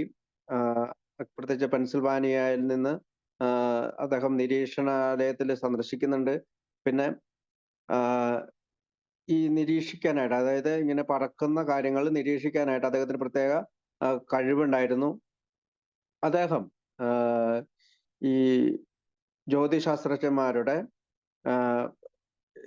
ഈ സൂര്യനോട് വളരെ, കാരണം അന്നത്തെ കാലത്താണ് സൂര്യൻ നമ്മളെ വലം വെക്കുക എന്നൊക്കെ ഉള്ള, അല്ല ഭൂമി സൂര്യനെ വലം വെക്കുകയാണെന്നൊക്കെ ഉള്ള കാര്യങ്ങൾ കണ്ടുപിടിക്കുന്നത്. അതിനെപ്പറ്റിയൊക്കെ കൂടുതൽ നിരീക്ഷണങ്ങളൊക്കെ അദ്ദേഹം നടത്തുന്നുണ്ട്. അപ്പൊ അനേകം ശ്രമങ്ങൾ പറക്കാനുള്ള കാര്യങ്ങൾക്ക് അദ്ദേഹം ശ്രമിച്ചു. അങ്ങനെ അദ്ദേഹം ശ്രമിച്ച എൻജിൻ ഒരു പുഴയില്, ഈ പുഴയുടെ പേര് പറയുന്നുണ്ട്, ബോട്ടം ഓഫ് ദ പോട്ടോമാക് റിവറിന്റെ ബോട്ടത്തിൽ പതിക്കുന്നു. അത് തിരിച്ച് എടുക്കുകയൊക്കെ ചെയ്യണം. അപ്പൊ അനേകം പരീക്ഷണങ്ങൾ അദ്ദേഹം ചെയ്തു. അനേകം പരീക്ഷണങ്ങൾക്ക് ശേഷമാണ് അത് പുഴയില് പൊട്ടി തകരുന്നത്. പിന്നീട് കടന്നു വന്ന പല ആളുകളും ഇത് തുടർന്ന് പരീക്ഷിക്കാനായിട്ട് ഈ പറയുന്ന ഇദ്ദേഹത്തിന്റെ ഡിസൈനും ഇദ്ദേഹത്തിന്റെ ചിറകും എഞ്ചിനുകളും ഒക്കെ ഉപയോഗിച്ച് കൂടുതൽ പഠനങ്ങൾ തുടർന്നുകൊണ്ടാണ്. പ്രത്യേകിച്ച് അന്നത്തെ പ്രസിഡന്റ് $50,000 ഇദ്ദേഹത്തിന് ഈ ലാംഗ്ലിയുടെ ഈ കണ്ടുപിടുത്തത്തിന് കൊടുക്കാനായിട്ട് കൊടുക്കുന്നൊക്കെ ഉണ്ട്. അപ്പം ഈ എയറോഡ്രാമുകൾ ഉപയോഗിച്ചുകൊണ്ട് പറക്കുക എന്നുള്ള ആദ്യത്തെ ആശയം അദ്ദേഹം കൊണ്ടുവന്നു എന്നുള്ളതാണ്. അപ്പം പിന്നീട് പുഴ പതിക്കുന്ന പലപ്പോഴും ഈ അനേകം ശ്രമങ്ങൾക്ക് ശേഷമാണ് അത് വിജയത്തിലേക്ക് പിന്നീട് റൈറ്റ് ബ്രദേഴ്സ് ആണ് എത്തിക്കുന്നത്. പക്ഷെ ഈ ലാംഗ്ലിയുടെ കാര്യത്തിൽ എന്താണ് ഉണ്ടായത്? അദ്ദേഹം ഈ ചിറകുകൾ പണിയുകയും ഇതുപോലുള്ള ഫ്രെയിമൊക്കെ ഉണ്ടാക്കുകയൊക്കെ ചെയ്തെങ്കിൽ അതിന് പതനം സംഭവിച്ചു എന്നുള്ളതാണ്. അപ്പോ 1903 വരെ ഇദ്ദേഹം ഈ എഞ്ചിനുകൾ പറപ്പിക്കുന്നുണ്ട്. അപ്പോൾ ഞാനിത് ഇദ്ദേഹത്തെ പറ്റി പറഞ്ഞത് ആദ്യം ഒരു പരാജയമുണ്ടായ ആളാണ്, വളരെയധികം പരാജയമുണ്ടായ ആളാണ്. പക്ഷെ എന്നാൽ നമ്മൾ റൈറ്റ് ബ്രദേഴ്സിലേക്ക് എത്തുമ്പോഴോ റൈറ്റ് ബ്രദേഴ്സ് സൈക്കിൾ കടയുടെ ഉടമയായിരുന്നു. അത് അവര് പ്രത്യേകിച്ച് സൈക്കിൾ ബൈക്ക് എന്നാണ് പറയുക. അപ്പൊ സൈക്കിൾ വിൽക്കുന്ന കടയായിരുന്നു നടത്തിക്കൊണ്ടിരുന്നത്. ഇപ്പൊ സൈക്കിളുകളും മോട്ടോറുകളും ഒക്കെ. പക്ഷേ ഈ ഇവര് അനേകം പരീക്ഷണങ്ങൾ ഇതുപോലെ പരാജയപ്പെട്ട അനേകം പരീക്ഷണങ്ങൾ അത് അവര് ചെയ്യുന്നുണ്ട്. അവരുടെ പരീക്ഷണങ്ങൾ ഇതുപോലെ പരാജയപ്പെടുന്നുണ്ട്. 1903 4 മൈൽ വരെ, അതായത് ഏകദേശം 6 കിലോമീറ്റർ 1903 ഡിസംബർ 17 ഇവര് പറത്തുന്നുണ്ട്. അപ്പം ഈ ഒഹായോ ബേസ്ഡ് ആയിട്ടായിരുന്നു അവരുടെ കട. പ്രത്യേകിച്ച് പ്രസ് ഉണ്ടായിരുന്നു, സൈക്കിൾ ഉണ്ടായിരുന്നു, മോട്ടോർ അങ്ങനെയുള്ള മെഷീനുകളൊക്കെ കൺട്രോൾ ചെയ്യുന്ന ഒരു കടയായിരുന്നു. അപ്പോൾ 1903 തന്നെ അദ്ദേഹം മറ്റൊരു യാത്രയില് 5.9 സെക്കൻഡ് കൊണ്ട് 85 അടി വരെ പൊങ്ങി.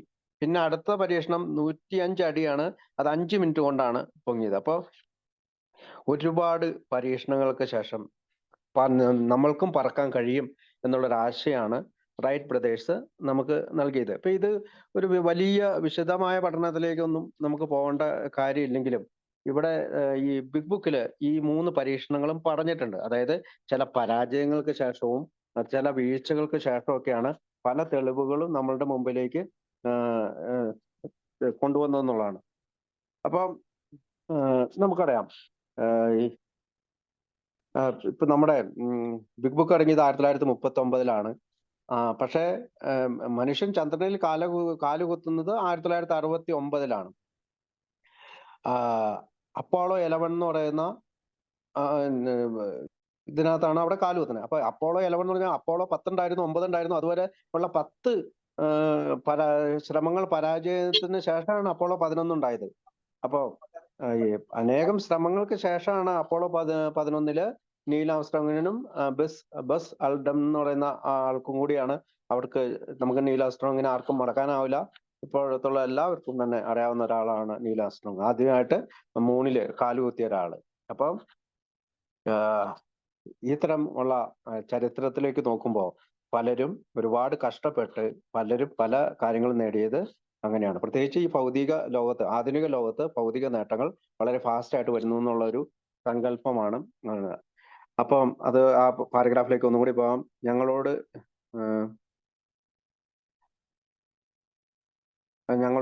ചോദ്യം ചോദിച്ചു. പൗരാണികരുടെ ഭൗതിക കാര്യങ്ങളോട് പുലർത്തിയിരുന്നത് പോലെ തെറ്റായ മനോഭാവം, അതായത് ഭൂമി പരന്നതാണെന്ന് വിശ്വസിച്ചിരുന്നു, സൂര്യൻ ഭൂമിയെ ചുറ്റുന്നില്ല എന്ന, ഭൂമിയാണ് സൂര്യനാണ് ഭൂമിയെ ചുറ്റുന്നത്, ഭൂമി ചുമ്മാ നിൽക്കുന്നു മാത്രമേ ഉള്ളൂ എന്ന് വിശ്വസിച്ചിരുന്നവരിൽ നിന്ന് നമ്മൾ ഇന്ന് ആധുനികതയിലേക്ക് വന്നപ്പോൾ പല കാര്യങ്ങളും നമ്മൾ തുറന്ന മനോഭാവത്തോടു കൂടി ചിന്തിക്കാൻ തുടങ്ങിയതാണ്.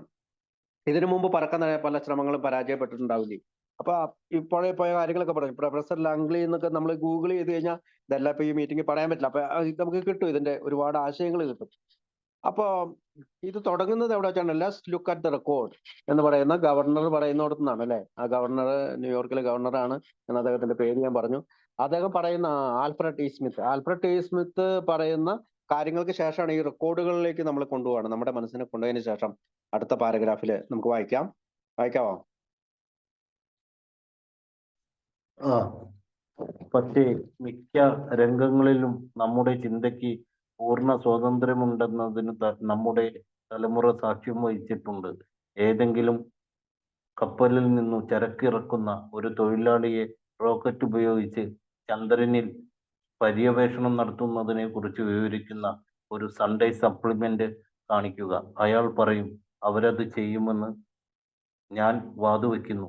ഉടനെയല്ലെങ്കിലും അധിക താമസിയാതെ പുതിയവയ്ക്കായി ലാഘവ ബുദ്ധിയോടെ പഴമയെ നിഷേധിക്കുകയും പ്രാവർത്തികമാക്കാൻ ബുദ്ധിമുട്ടുള്ള ലഘുയന്ത്രങ്ങളെയും തത്വങ്ങളെയും വേണ്ടെന്നു വെച്ചു പ്രാവർത്തികമാക്കാൻ എളുപ്പമുള്ള പുതിയവയ്ക്ക് വേണ്ടി പൂർണ്ണമായി സന്നദ്ധത കാണിക്കുകയും മുദ്രയാക്കിയിട്ടുള്ള ഒരു യുഗമല്ലേ നമ്മുടേത്.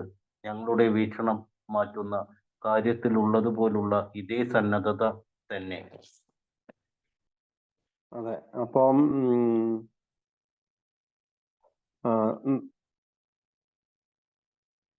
മിക്ക രംഗങ്ങളിലും നമ്മുടെ ചിന്തയ്ക്ക് പൂർണ്ണ സ്വാതന്ത്ര്യമുണ്ടെന്ന് നമ്മുടെ തലമുറ സാക്ഷ്യം വഹിച്ചിട്ടുണ്ട്. നമ്മുടെ ചിന്തയ്ക്ക് പൂർണ്ണ സ്വാതന്ത്ര്യം. നമ്മൾ ഭൂമി പരന്നതാണെന്ന് ചിന്തിക്കാം, ഉരുണ്ടാന്ന് ചിന്തിക്കാം, സൂര്യൻ നമ്മളെ ചുറ്റുമെന്ന് വിചാരിക്കാം, ഭൂമി സൂര്യനെ വിചാരിക്കും, ഇതിനൊക്കെ യാതൊരു കുഴപ്പമില്ല.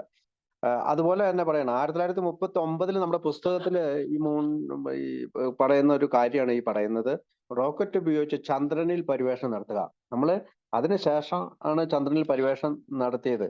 അപ്പോ 20 വർഷങ്ങൾക്ക് ശേഷമാണ് 1969 എന്ന് പറയുമ്പോഴത്തേക്കും 30 വർഷങ്ങളായി കാണും. 30 വർഷങ്ങൾക്ക് ശേഷമാണ് ചന്ദ്രനിൽ. അപ്പൊ അന്നത്തെ നമ്മുടെ ബുക്കിൽ ഈ പറയുന്ന ചന്ദ്രനിൽ പര്യവേഷണം നടത്തിയതിനെ കുറിച്ച് പറയുകയാണ്. അപ്പോ ഇതൊരു കോയിൻസിഡൻസ് ആയിട്ട് പലപ്പോഴും നമ്മൾ വായിക്കുമ്പോൾ നമുക്ക് തോന്നും. അപ്പൊ ഈ ഇത്തരം കാര്യങ്ങൾ, അതായത് നമ്മുടെ ചിന്ത, അടഞ്ഞ ചിന്തയ്ക്കും തുറന്ന ചിന്തയ്ക്കും ഒക്കെ നമുക്ക് സ്വാതന്ത്ര്യമുണ്ട്. ഇപ്പൊ ഏതെങ്കിലും ഒരാളോട് കപ്പലിൽ നിന്ന് ചരക്കിറക്കുന്ന ഒരു തൊഴിലാളിയെ റോക്കറ്റ് ഉപയോഗിച്ച് ചന്ദ്രൻ പര്യവേഷണം നടത്തുന്നതിനെ കുറിച്ച് വിവരിക്കുന്ന ഒരു സൺഡേ സപ്ലിമെന്റ് കാണിക്കുക. അതായത് ചുമ്മാ നമ്മളൊന്ന് പറഞ്ഞു കഴിഞ്ഞാൽ അയാൾ പറയാം അവരത് ചെയ്യുമെന്ന് ഞാൻ വാദം വെക്കുന്നു ഉടനെ അല്ലെങ്കിൽ അധികം താമസിയാതെ. പുതിയവയ്ക്കായി ലാഘവ ബുദ്ധിയോടെ പഴമയെ നിഷേധിക്കുകയും പ്രാവർത്തികമാക്കാൻ ബുദ്ധിമുട്ടുള്ള ലഘുയന്ത്രങ്ങളെയും തത്വങ്ങളെയും വേണ്ടെന്ന് വെച്ച് പ്രാവർത്തികമാക്കാൻ എളുപ്പമുള്ള പുതിയവയ്ക്ക് വേണ്ടി പൂർണ്ണമായി സന്നദ്ധ കാണിക്കുകയും മുഖമുദ്രയ്ക്കുള്ള യുഗമല്ലേ നമ്മുടേത്. ഞങ്ങളുടെ വീക്ഷണം മാറ്റുന്ന കാര്യത്തിലുള്ളതുപോലെ ഇതേ സന്നദ്ധ തന്നെ. എന്താണ് അവിടെ പറയുന്നത് വെച്ചാൽ, നമുക്ക് എപ്പോഴും ഒരു എളുപ്പമുള്ള കാര്യങ്ങൾ, വളരെ എളുപ്പത്തിൽ ചെയ്യാവുന്ന കാര്യങ്ങളോടാണ് താല്പര്യം. ഒരു സിമ്പിൾ ലെവലിൽ പോകുന്ന കാര്യങ്ങൾ. ഇവിടെ ഒരു മാറ്റത്തിന് നമ്മൾ തയ്യാറാകുമ്പോൾ മാത്രമാണ് നമുക്കിത് നമ്മുടെ കാഴ്ചപ്പാട് മാറാൻ കഴിയുള്ളൂ. നമുക്ക് നമ്മുടെ വ്യക്തിത്വ വികസനം ഉണ്ടാവുകയുള്ളൂ. നമ്മുടെ വിപ്ലവകരമായ മാറ്റങ്ങൾ ഉണ്ടാവുകയുള്ളൂ. പഴമയെ നിഷേധിക്കുകയും പ്രാവർത്തികമാക്കാൻ ബുദ്ധിമുട്ടുള്ള ലഘുയന്ത്രങ്ങളുടെയും തത്വങ്ങളുടെയും വേണ്ടെന്ന് വെച്ച് പ്രാവർത്തികമാക്കാൻ എളുപ്പമുള്ള പുതിയവയ്ക്ക് വേണ്ടി പൂർണ്ണമായി സന്നദ്ധ കാണിക്കുകയും മുഖമുദ്രകൾ യുഗമല്ലേ നമ്മുടേത് എന്ന് ചോദിച്ചിട്ടാണ് അത് പഠിക്കുന്നത്. അടുത്ത് വായിക്കാവോ?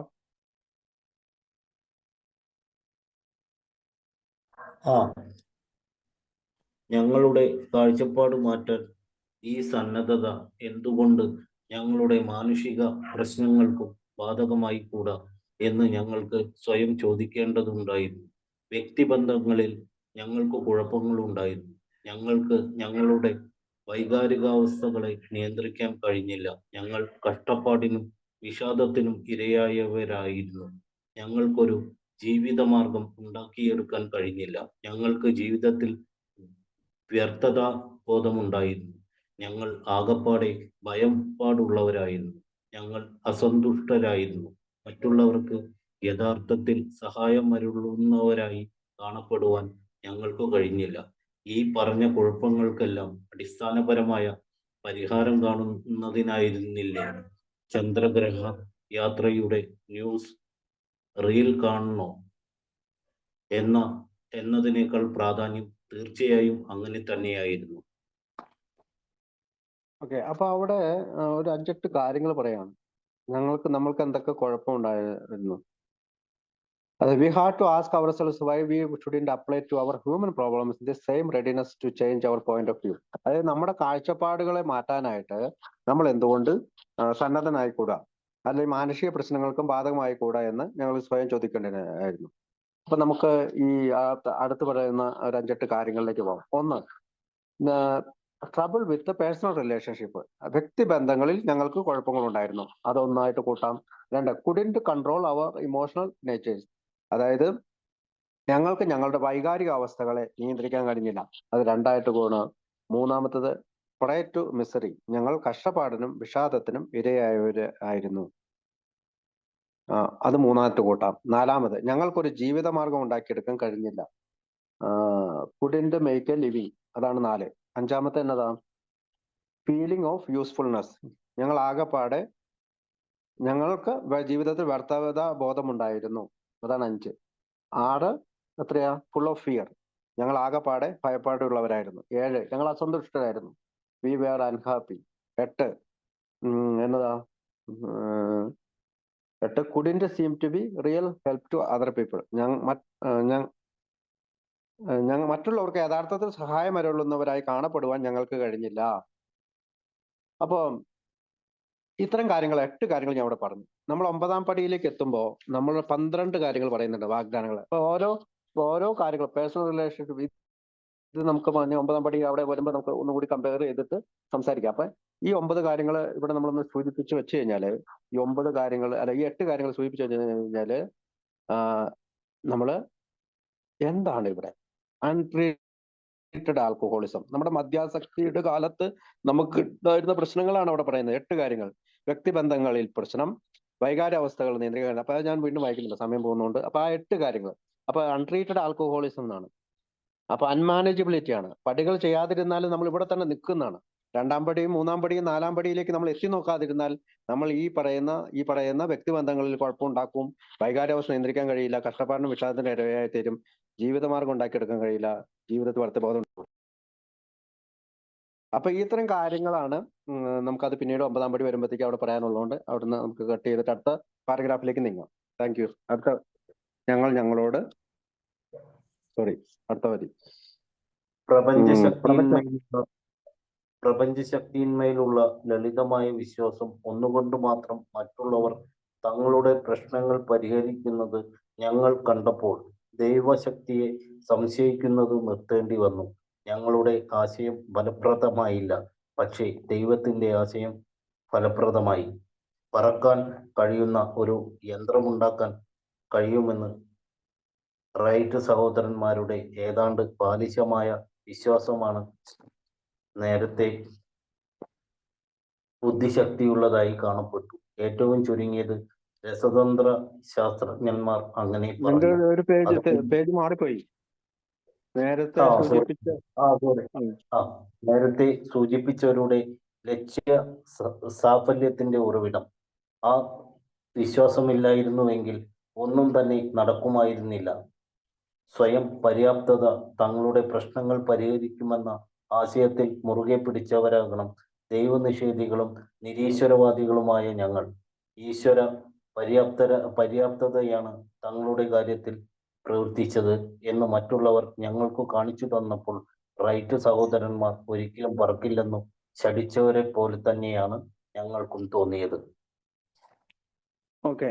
അപ്പൊ പ്രപഞ്ച ശക്തിയിലുള്ള ലളിതമായ വിശ്വാസം ഒന്നുകൊണ്ട് മാത്രം മറ്റുള്ളവർ തങ്ങളുടെ പ്രശ്നങ്ങൾ പരിഹരിക്കുന്നത് ഞങ്ങൾ കണ്ടപ്പോൾ ദൈവശക്തിയെ സംശയിക്കുന്നത് നിർത്തേണ്ടി വന്നു. ഞങ്ങളുടെ ആശയം ഫലപ്രദമായില്ല, പക്ഷെ ദൈവത്തിന്റെ ആശയം ഫലപ്രദമായി. അപ്പം ഈ നമ്മൾ പലപ്പോഴും കണ്ടിട്ടുണ്ട്, അതായത് ഈ യൂണിവേഴ്സിനെ, പ്രപഞ്ചത്തെ, ഇതിനു മുമ്പ് ഞാൻ പറഞ്ഞിട്ടുണ്ട്, ഈ പ്രപഞ്ചത്തെ നമുക്ക് ഇതായിട്ട് കാണാം. നമുക്ക് നമ്മുടെ ഗ്രൂപ്പ് ഓഫ് സ്ട്രെങ്ത്, അല്ലെങ്കിൽ ഇതിന്റെ ഗ്രൂപ്പിന്റെ ഒരു വിസ്റ്റത്തെ നമുക്ക് ഹയർ പവർ ആയിട്ട് കാണാം. അങ്ങനെ മറ്റുള്ളവർ ഇങ്ങനെ കണ്ടതുകൊണ്ട് അവരുടെ പ്രശ്നങ്ങൾ പരിഹരിച്ചിരുന്നു. അത് നമ്മൾ റൂമിലെത്തുമ്പോൾ കാണുകയാണ്. അപ്പോഴാണ് നമ്മൾ ഈ മറ്റുള്ളവരിൽ നിന്നാണ് ദൈവശക്തിയെ സംശയിക്കുന്നത് നിർത്തി പുതിയ ആശയം, അതായത് നമ്മുടെ പഴയ ആശയം ഫലപ്രദമായില്ല, പക്ഷെ ദൈവത്തിന്റെ ആശയം ഗുണകരമായി എന്നുള്ള ഒരു കാര്യമാണ് പറയുന്നത്. പിന്നീട് പറയുന്നത്, അതായത് സ്പിരിറ്റ് ഓഫ് ദ യൂണിവേഴ്സ്, അതാണ് ആ പാരഗ്രാഫിൽ ഞാൻ ആദ്യം പറഞ്ഞത്. സ്പിരിറ്റ് ഓഫ് ദ യൂണിവേഴ്സിനെ നമ്മൾ വിശ്വസിക്കുന്നവര് അതിന് power greater than our selves ആയി പവർ ഗോഡ് കാണുന്നവരുണ്ട്. പിന്നെ അടുത്തത് തന്നെ റൈറ്റ് ബ്രദേഴ്സിന്റെ കാര്യം ഞാൻ കുറച്ചു മുമ്പ് പറഞ്ഞു. ഒരു സൈക്കിൾ കടയിൽ ഉണ്ടായിരുന്ന ആളുകൾ ലോകത്ത് ഒരിക്കലും പറക്കാൻ കഴിയുന്ന ഒരു യന്ത്രം ഉണ്ടാക്കാൻ കഴിയുമെന്ന് റൈറ്റ് സഹോദരന്മാർ ഏതാണ്ട് ബാലിശമായ വിശ്വാസം. അത് ബാലിശമായ വിശ്വാസമാണ്, ചൈൽഡിഷ് വിശ്വാസമാണ്. പക്ഷെ അവരത് ചെയ്തു. ആ വിശ്വാസം ഇല്ലായിരുന്നുവെങ്കിൽ ഒന്നും തന്നെ നടക്കുമായിരുന്നില്ല. അവർക്ക് ആ വിശ്വാസം ഉണ്ടായിരുന്നു. ആ വിശ്വാസം ഉള്ളത് കൊണ്ട് അതിനു മുമ്പ്, ഈ പറപ്പിക്കുന്നതിന് മുമ്പ് അവർ പല പരാജയങ്ങൾ ഉണ്ടായിട്ടുണ്ടാവാം. പക്ഷെ അവിടെയെല്ലാം അവർ പുറകോട്ട് പോയില്ല. അവർ മുന്നോട്ട് തന്നെ പോവുകയും, ഇപ്പൊ നമുക്കറിയാം നമ്മുടെ വ്യോമ പാതയിലൂടെ അനേകം ഫ്ലൈറ്റുകൾ ഇപ്പോൾ പോകുന്നുണ്ട്. മിനിറ്റ് ഫ്ലൈറ്റുകൾ പോകുന്ന ഒരു വലിയ കണ്ടുപിടുത്തത്തിന് തുടക്കം കുറിച്ചത് ഇവരാണ്. എത്രയോ ചുരുങ്ങിയ കാലമായിട്ടുള്ളൂ. അപ്പൊ നമ്മുടെ ഈ നൂറ്റാണ്ടിൽ തന്നെയാണ്, നമ്മൾ ഈ ജീവിച്ചിരിക്കുന്ന ഈ നൂറ്റാണ്ടിൽ തന്നെയാണ് ഇതൊക്കെ സംഭവിച്ചത്. മനുഷ്യൻ ചന്ദ്രനിൽ പോയതും ഈ ഫ്ലൈറ്റ് കണ്ടുപിടിച്ചതും ഒക്കെ. അപ്പൊ സ്വയം പര്യാപ്തത തങ്ങളുടെ പ്രശ്നങ്ങൾ പരിഹരിക്കുന്ന ആശയത്തിൽ മുറുകെ പിടിച്ചവരാകണം ദൈവനിഷേധികളും നിരീശ്വരമായ ഞങ്ങൾ. ഈശ്വര പര്യാപ്തതയാണ് ഞങ്ങളുടെ കാര്യത്തിൽ പ്രവർത്തിച്ചത് എന്ന് മറ്റുള്ളവർക്ക് ഞങ്ങൾ കാണിച്ചു കൊടുത്തപ്പോൾ റൈറ്റ് സാധനം ഒരിക്കലും പറക്കില്ല എന്ന് ശഠിച്ചവരെ പോലെ തന്നെയാണ് ഞങ്ങൾക്ക് തോന്നിയത്. യുക്തിവാദം വലിയൊരു വസ്തുത തന്നെയാണ്. ഞങ്ങൾക്ക് അത് ഇഷ്ടപ്പെട്ടു. അത് വായിച്ചായിരുന്നോ നീ, ശിവദാസൻ? ഇല്ല, അത് വായിക്കാം. യുക്തിവാദം വലിയൊരു വസ്തു തന്നെയാണ്. ഞങ്ങളത് ഇഷ്ടപ്പെട്ടു. ഇപ്പോഴും ഞങ്ങളത് ഇഷ്ടപ്പെടുന്നു. യുക്തിയുടെ ശക്തി അനുഭവിച്ചറിയത്തക്ക നിലയിലും തെളിവുകൾ പരിശോധിക്കുന്ന ശീലത്തിലും അനുമാനങ്ങളിൽ എത്തിച്ചേരുന്ന പതിവിലുമൊക്കെ പെട്ടെന്നങ്ങു ഞങ്ങൾ ചെന്നുപെട്ടതല്ല. മനുഷ്യന്റെ മഹത്തായ ഗുണങ്ങളിലൊന്നാണത്. ദൈവനിഷേധ ചായ്വുള്ള ഞങ്ങൾ കാര്യകാരണ സഹിതമായ സമീപനത്തിലേക്കും വ്യാഖ്യാനത്തിലേക്കും എത്തിക്കാത്ത ഒരു നിർദ്ദേശത്തിലും തൃപ്തരായിരിക്കില്ല. ഞങ്ങളുടെ ഇപ്പോഴത്തെ വിശ്വാസം യുക്തിഭദ്രമാണെന്ന് ഞങ്ങൾ എന്തുകൊണ്ടു കരുതുന്നു എന്നും എന്തുകൊണ്ടാണ് വിശ്വസിക്കാതിരിക്കുന്നതിനേക്കാൾ ബുദ്ധിപൂർവവും യുക്തിത്വവുമാണ് ഇതെന്ന് ഞങ്ങൾ കരുതുന്നതെന്നും പണ്ടൊക്കെ ഞങ്ങൾക്കറിയില്ല എന്ന് പറഞ്ഞ് സംശയത്തോടെ കൈമലർത്തുമ്പോൾ ഞങ്ങളുടെ പഴയ ചിന്ത മൃദുലവും ത്വരിതവുമായിരുന്നു എന്നു ഞങ്ങൾ പറയുന്നത് എന്തുകൊണ്ടാണെന്നും പറഞ്ഞു ഫലിപ്പിക്കാൻ ഞങ്ങൾ കിണഞ്ഞു ശ്രമിക്കുന്നതും അതുകൊണ്ടാണ്. ഓക്കെ. ലോജിക്ക്, യുക്തിവാദം എന്ന് ഇവിടെ ഉദ്ദേശിക്കുന്നത് വെച്ചാൽ ലോജിക്കിനാണ്. ലോജിക്ക് വെച്ചിട്ടാണ് നമ്മൾ പല കാര്യങ്ങളും കണ്ടുപിടിക്കുന്നത്. നമ്മളെല്ലാവരും അത് ഇഷ്ടപ്പെടുന്നുണ്ട്. അതായത് അതിന്റെ 3 വരികളാണ് അവിടെ പറയുന്നത്. യുക്തിയുടെ ശക്തി അനുഭവിച്ചറിയുന്ന തെളിവുകൾ പരിശോധിക്കുക, അല്ലെ? പവർ ടു റീസൺ, തെളിവുകൾ പരിശോധിക്കുക, അനുമാനങ്ങളിൽ എത്തിച്ചേരുക. അതായത് അത് കഴിഞ്ഞിട്ട് അത് എക്സാം ചെയ്തിട്ട് അത് അനുമാനങ്ങൾ എത്തിച്ചേരുന്നു. പതിവിലുമൊക്കെ പെട്ടെന്ന് അങ്ങ് ഞങ്ങൾ ചെന്നപ്പെട്ടതല്ല. മനുഷ്യന്റെ മഹത്തായ ഗുണങ്ങളാണ്. English power to reason, examine the evidence of our senses and draw conclusion. 3 കാര്യങ്ങളാണ്. 3 കാര്യങ്ങളിൽ ഒന്ന് ഈ പറയുന്ന കാര്യങ്ങള് നമ്മൾ ആദ്യം ഒന്ന് ഇത് ചെയ്യും, തെളിവുകളൊന്ന് പരിശോധിക്കും. അത് കഴിഞ്ഞിട്ട് അതിന്റെ ശക്തി അനുഭവിച്ചിരുന്ന തെളിവുകൾ പരിശോധിക്കുന്നുണ്ടെങ്കിൽ അനുമാനങ്ങൾ എത്തിച്ചേരുന്നു. ഒരു വാക്ക് അവിടെ ഉപയോഗിച്ചിട്ടില്ല, അനുമാനങ്ങൾ എത്തിച്ചേരുന്നു. അപ്പൊ തെളിവുകൾ പരിശോധിക്കും, അനുമാനങ്ങൾ എത്തിച്ചേരും. പക്ഷെ ആദ്യത്തെ വാക്ക് power to reason, examine, conclusion. അപ്പൊ അങ്ങനെയാണ് നമ്മൾ ഒരു ലോജിക്കിൽ എത്തിത്തരുന്നത്. ഒരു കാര്യത്തെക്കുറിച്ചുള്ള മനുഷ്യന്റെ മഹത്തായ ഒരു ഗുണമാണ് അത്. അതായത് ഏതെങ്കിലും ഒരു കാര്യം കേട്ട് കഴിഞ്ഞാൽ നമ്മൾ ചുമ്മാ അങ്ങ് വിശ്വസിക്കുകയല്ല ചെയ്യണേ. നമ്മൾ അതിനെ ഒന്ന് പരിശോധിക്കും, പിന്നെ അതൊരു അതിന്റെ തെളിവുകൾ പരിശോധിക്കും, അതിനുശേഷം അത് ഒരു അനുമാനത്തിൽ എത്തിച്ചേരും. അപ്പൊ മനുഷ്യന്റെ ഒരു ഗുണമാണ്. ദൈവനിഷേധ ചായ്വുള്ള ഞങ്ങൾ കാര്യകാരണ സഹിതമായ സമീപനത്തിലേക്കും വ്യാഖ്യാനത്തിലേക്ക് എത്തിക്കാത്ത ഒരു നിർദ്ദേശനം തൃപ്തരായിരിക്കില്ല. അപ്പൊ ഇത്തരം ഒരു ലോജിക് അല്ലാത്ത, അതായത് ഈ റീസണിങ്ങും എക്സാമിനേഷനും കൺക്ലൂഷനും ഇല്ലാത്ത ഒരു കാര്യങ്ങളും നമ്മൾ സ്വാഭാവികമായിട്ട് വിശ്വസിക്കില്ല. ഞങ്ങളുടെ ഇപ്പോഴത്തെ വിശ്വാസം യുക്തിഭദ്രമാണെന്ന് ഞങ്ങൾ എന്തുകൊണ്ട് കരുതുന്നതെന്നും എന്തുകൊണ്ടാണ് വിശ്വസിക്കാതിരിക്കുന്നതിനേക്കാൾ ബുദ്ധിപൂർവവും യുക്തിയുക്തവുമാണ് ഇതെന്ന് ഞങ്ങൾ കരുതുന്നതെന്നും. അതായത് വിശ്വസിക്കാതിരിക്കുന്നതിനേക്കാൾ ബുദ്ധിയാണ് വിശ്വസിക്കുക എന്നുള്ളത്. പണ്ടൊക്കെ ഞങ്ങൾക്ക് അറിയില്ല എന്ന് പറഞ്ഞ് സംശയത്തോടെ കൈമലർത്തുമ്പോൾ ഞങ്ങളുടെ പഴയ ചിന്ത മൃദുലവും ത്വരിതപ്പെടുത്തുന്നതുമായിരുന്നു എന്ന് ഞങ്ങൾ പറയുന്നത് എന്തുകൊണ്ടാണ്? ഞങ്ങൾ പറഞ്ഞു ഫലിപ്പിക്കാൻ ഞങ്ങൾ കിണഞ്ഞു പരിശ്രമിക്കുന്നത് അതുകൊണ്ടാണ്. അപ്പൊ നമ്മൾ പലപ്പോഴും ഈ നമ്മുടേതായ സെൽഫ് ഇമ്പോസർ ക്രൈസിസിലാണ് ഈ കാര്യങ്ങളിലൊക്കെ. അതുകൊണ്ടാണ് നമ്മൾ പലപ്പോഴും ഇതൊക്കെ മാറ്റി വെക്കാനും ചിന്തിക്കാതിരിക്കാനും ഒക്കെ ആയിട്ട്, അതായത് നമ്മുടെ മദ്യപാനം കൊണ്ടുണ്ടായ പവർലെസ്സിനെ പവറിലേക്ക് എത്തിക്കാനായിട്ട് നമ്മൾ ഭയരഹിതരായിട്ട് ഫേസ് ചെയ്യില്ല ഈ കാര്യങ്ങളൊന്നും. നമ്മൾ പലപ്പോഴും ഫ്യൂച്ചറിലേക്ക്, what was our choice to be foundation of our future decision, all active thinking our life will. പിന്നീട് ഇത് ചെയ്യാം, പിന്നീട് മാറ്റിവെക്കാം എന്നുള്ള രീതിയിലേക്ക് നമ്മളിത് ചെയ്യുക. അപ്പം ഈ ലോജിക് എന്ന് പറയുന്നത് ഒരു കാരണം കണ്ട് നമുക്ക് ഉണ്ടാകണം, അതിനെ വിശ്വസിക്കണം, അതിനെ എക്സാമിൻ ചെയ്യണം, അതിനുശേഷം കൺക്ലൂഷൻ ചെയ്യണം. പലപ്പോഴും ഈ അഗ്നോസ്റ്റിക്സ് ആയിട്ടുള്ള പലരും അങ്ങനെയാണ് ചെയ്യുന്നതെന്നാണ് അതിന്റെ ഒരു ചുരുക്കത്തിൽ പറയാം. അടുത്ത് വായിക്കാവോ? സ്വയം അടിച്ചേൽപ്പിച്ച കുഴപ്പങ്ങൾ അടിച്ചമർത്തപ്പെട്ടുകൊണ്ട് ഞങ്ങൾ അമിത മദ്യപാന രോഗികളായി തീർന്നപ്പോൾ ഞങ്ങൾക്ക് നീട്ടിവെക്കാനോ മാറ്റിവെക്കാനോ പറ്റുമായിരുന്നില്ല. ഒന്നുകിൽ ദൈവം എല്ലാമാണ്, അല്ലെങ്കിൽ ഒന്നുമല്ല എന്ന നിർദ്ദേശത്തെ നിർഭയം ഞങ്ങൾക്ക് നേരിടേണ്ടതുണ്ടായിരുന്നു. ഒന്നുകിൽ ദൈവമുണ്ട്, അല്ലെങ്കിൽ ഇല്ല. ഞങ്ങൾക്ക് തെരഞ്ഞെടുക്കാനുണ്ടായിരുന്ന മാർഗം എന്തായിരുന്നു? അപ്പോ അവിടുത്തെ ആ പാരഗ്രാഫിൽ പറയാണ്, എന്താണ് നമ്മുടെ ഭാവി? ഒന്നുകിൽ ദൈവമുണ്ട്, അല്ലെങ്കിൽ ഇല്ല. ഞങ്ങൾക്ക് തെരഞ്ഞെടുക്കാനുണ്ടായിരുന്ന മാർഗം അതായിരുന്നു. ഒന്നുകിൽ ദൈവം ഉണ്ടെന്ന് വിശ്വസിക്കുക, അല്ലെങ്കിൽ ഇല്ല എന്ന് വിശ്വസിക്കുക. അപ്പൊ സ്വയം അടിച്ചേൽപ്പിച്ച കുഴപ്പങ്ങൾ അടിച്ചമർത്തിക്കൊണ്ട് ഞങ്ങൾ അമിത മദ്യപാന രോഗികളായി തീർന്നപ്പോൾ ഞങ്ങൾക്ക് നീട്ടിവെക്കാനോ മാറ്റിവെക്കാനോ പറ്റുമായിരുന്നില്ല. അതായത് അമിത മദ്യാസക്തി, റിയൽ ആൽക്കഹോളിക് ആയിട്ട് ഒരാൾക്ക് ഇത്തരം കാര്യങ്ങൾ നീട്ടിവെക്കാൻ പറ്റില്ല, പിന്നീട് ചെയ്യാമെന്ന് ചിന്തിക്കാൻ പറ്റില്ല. ഒന്നുകിൽ ദൈവം എല്ലാമാണ്, അല്ലെങ്കിൽ ഒന്നുമല്ല എന്ന നിർദ്ദേശം നിർഭയം ഞങ്ങൾക്ക് നേരിടേണ്ടിയിരുന്നു. നമ്മൾ ഫെയർലെസ്ലി ഇത് നമുക്ക് നേരിടേണ്ടിയിരുന്നു എന്ന്. അപ്പൊ നമ്മുടെ ഫ്യൂച്ചർ എന്താണ്? ഫ്യൂച്ചർ ഇതാണ്: ഒന്നുകിൽ ദൈവം ഉണ്ട്, അല്ലെങ്കിൽ ഇല്ല. ഈ ഏതെങ്കിലും ഒന്ന് നമ്മൾ തിരഞ്ഞെടുക്കണമെന്നാണ്. തിരഞ്ഞെടുക്കേണ്ട മാർഗം എന്തായിരുന്നു? ഞങ്ങൾ തിരഞ്ഞെടുക്കേണ്ടിരുന്ന മാർഗം എന്തായിരുന്നു എന്ന് ക്വസ്റ്റ്യൻ മാർക്കാണ്. അതിനുശേഷം അടുത്ത വായിക്കാവോ? ഈ ഘട്ടത്തിൽ എത്തിപ്പെട്ടതുകൊണ്ട് ഞങ്ങൾ പൂർണ്ണമായും വിശ്വാസം എന്ന പ്രശ്നത്തെ അഭിമുഖീകരിക്കേണ്ട സ്ഥിതിയിലെത്തി. ആ പ്രശ്നത്തെ അഭിമുഖീകരിക്കാതെ തലയൂരാൻ കഴിഞ്ഞില്ല. ഞങ്ങളിൽ ചിലർ യുക്തിയുടെ പാലത്തിലൂടെ ബഹുദൂരം നടന്നു കയറി വിശ്വാസത്തിന്റെ ഉദ്ദിഷ്ട ലക്ഷ്യത്തിലെത്തിയിട്ടുണ്ടായിരുന്നു. ആ പുതുഭൂമിയുടെ രൂപരേഖയും അത് നൽകിയ വാഗ്ദാനവും ഞങ്ങളുടെ പരീക്ഷണ നേത്രങ്ങൾക്ക് തെളിച്ചവും ദുർബലമായ ആത്മാവിനു നവീനമായ ധൈര്യവും പ്രദാനം ചെയ്തു.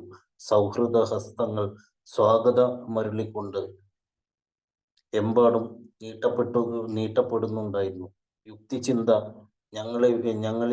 ഞങ്ങളെ ഇവിടം വരെ എത്തിച്ചിട്ടുണ്ടായിരുന്നതിൽ ഞങ്ങൾ നന്ദിയുള്ളവരായിരുന്നു. പക്ഷേ എന്തുകൊണ്ടോ ഞങ്ങൾക്ക് കരകയറാൻ കഴിഞ്ഞില്ല. അന്ത്യഘട്ടത്തിൽ ഒരുപക്ഷെ ഞങ്ങൾക്കുള്ള ആ അവലംബം നഷ്ടപ്പെടുന്നത് ഇഷ്ടപ്പെടാതിരിക്കുകയും ചെയ്തിരിക്കാം. അടുത്ത വരിയിൽ പറയാണ്, നമ്മളില് ഈ ഘട്ടത്തിൽ എത്തിപ്പെട്ടത് കൊണ്ട് ഞങ്ങൾ പൂർണ്ണമായും വിശ്വാസം എന്ന പ്രശ്നത്തെ അഭിമുഖീകരിക്കേണ്ട സ്ഥിതിയിലെത്തി. അതായത് നമ്മൾ ഒന്നാം പടിയിൽ എത്തിക്കഴിഞ്ഞപ്പോൾ നമ്മൾ പൂർണ്ണമായും വിശ്വാസം എന്ന പ്രശ്നത്തെ അഭിമുഖീകരിക്കേണ്ടതായി ഗതി വന്നത് രണ്ടാം പടിയിലാണ്. ആ പ്രശ്നത്തെ അഭിമുഖീകരിക്കാതെ തലയുയരാൻ കഴിഞ്ഞില്ല. നമുക്ക് അതല്ലാണ്ട് ഇതിൽ നിന്നൊരു മോചനമില്ല. അപ്പൊ എന്ത് ചെയ്തു?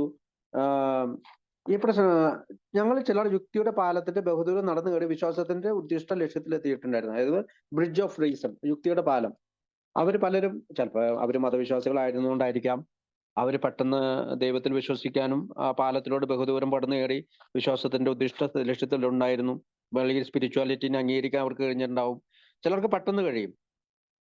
ഈ ആത്മീയമായിട്ടുള്ള ലക്ഷ്യങ്ങളിലേക്ക് കടന്നു കയറുന്നതിന്റെ ആവശ്യം അദ്ദേഹത്തിന് പെട്ടെന്ന് ബോധ്യപ്പെട്ട ചില ആളുകളുണ്ട്.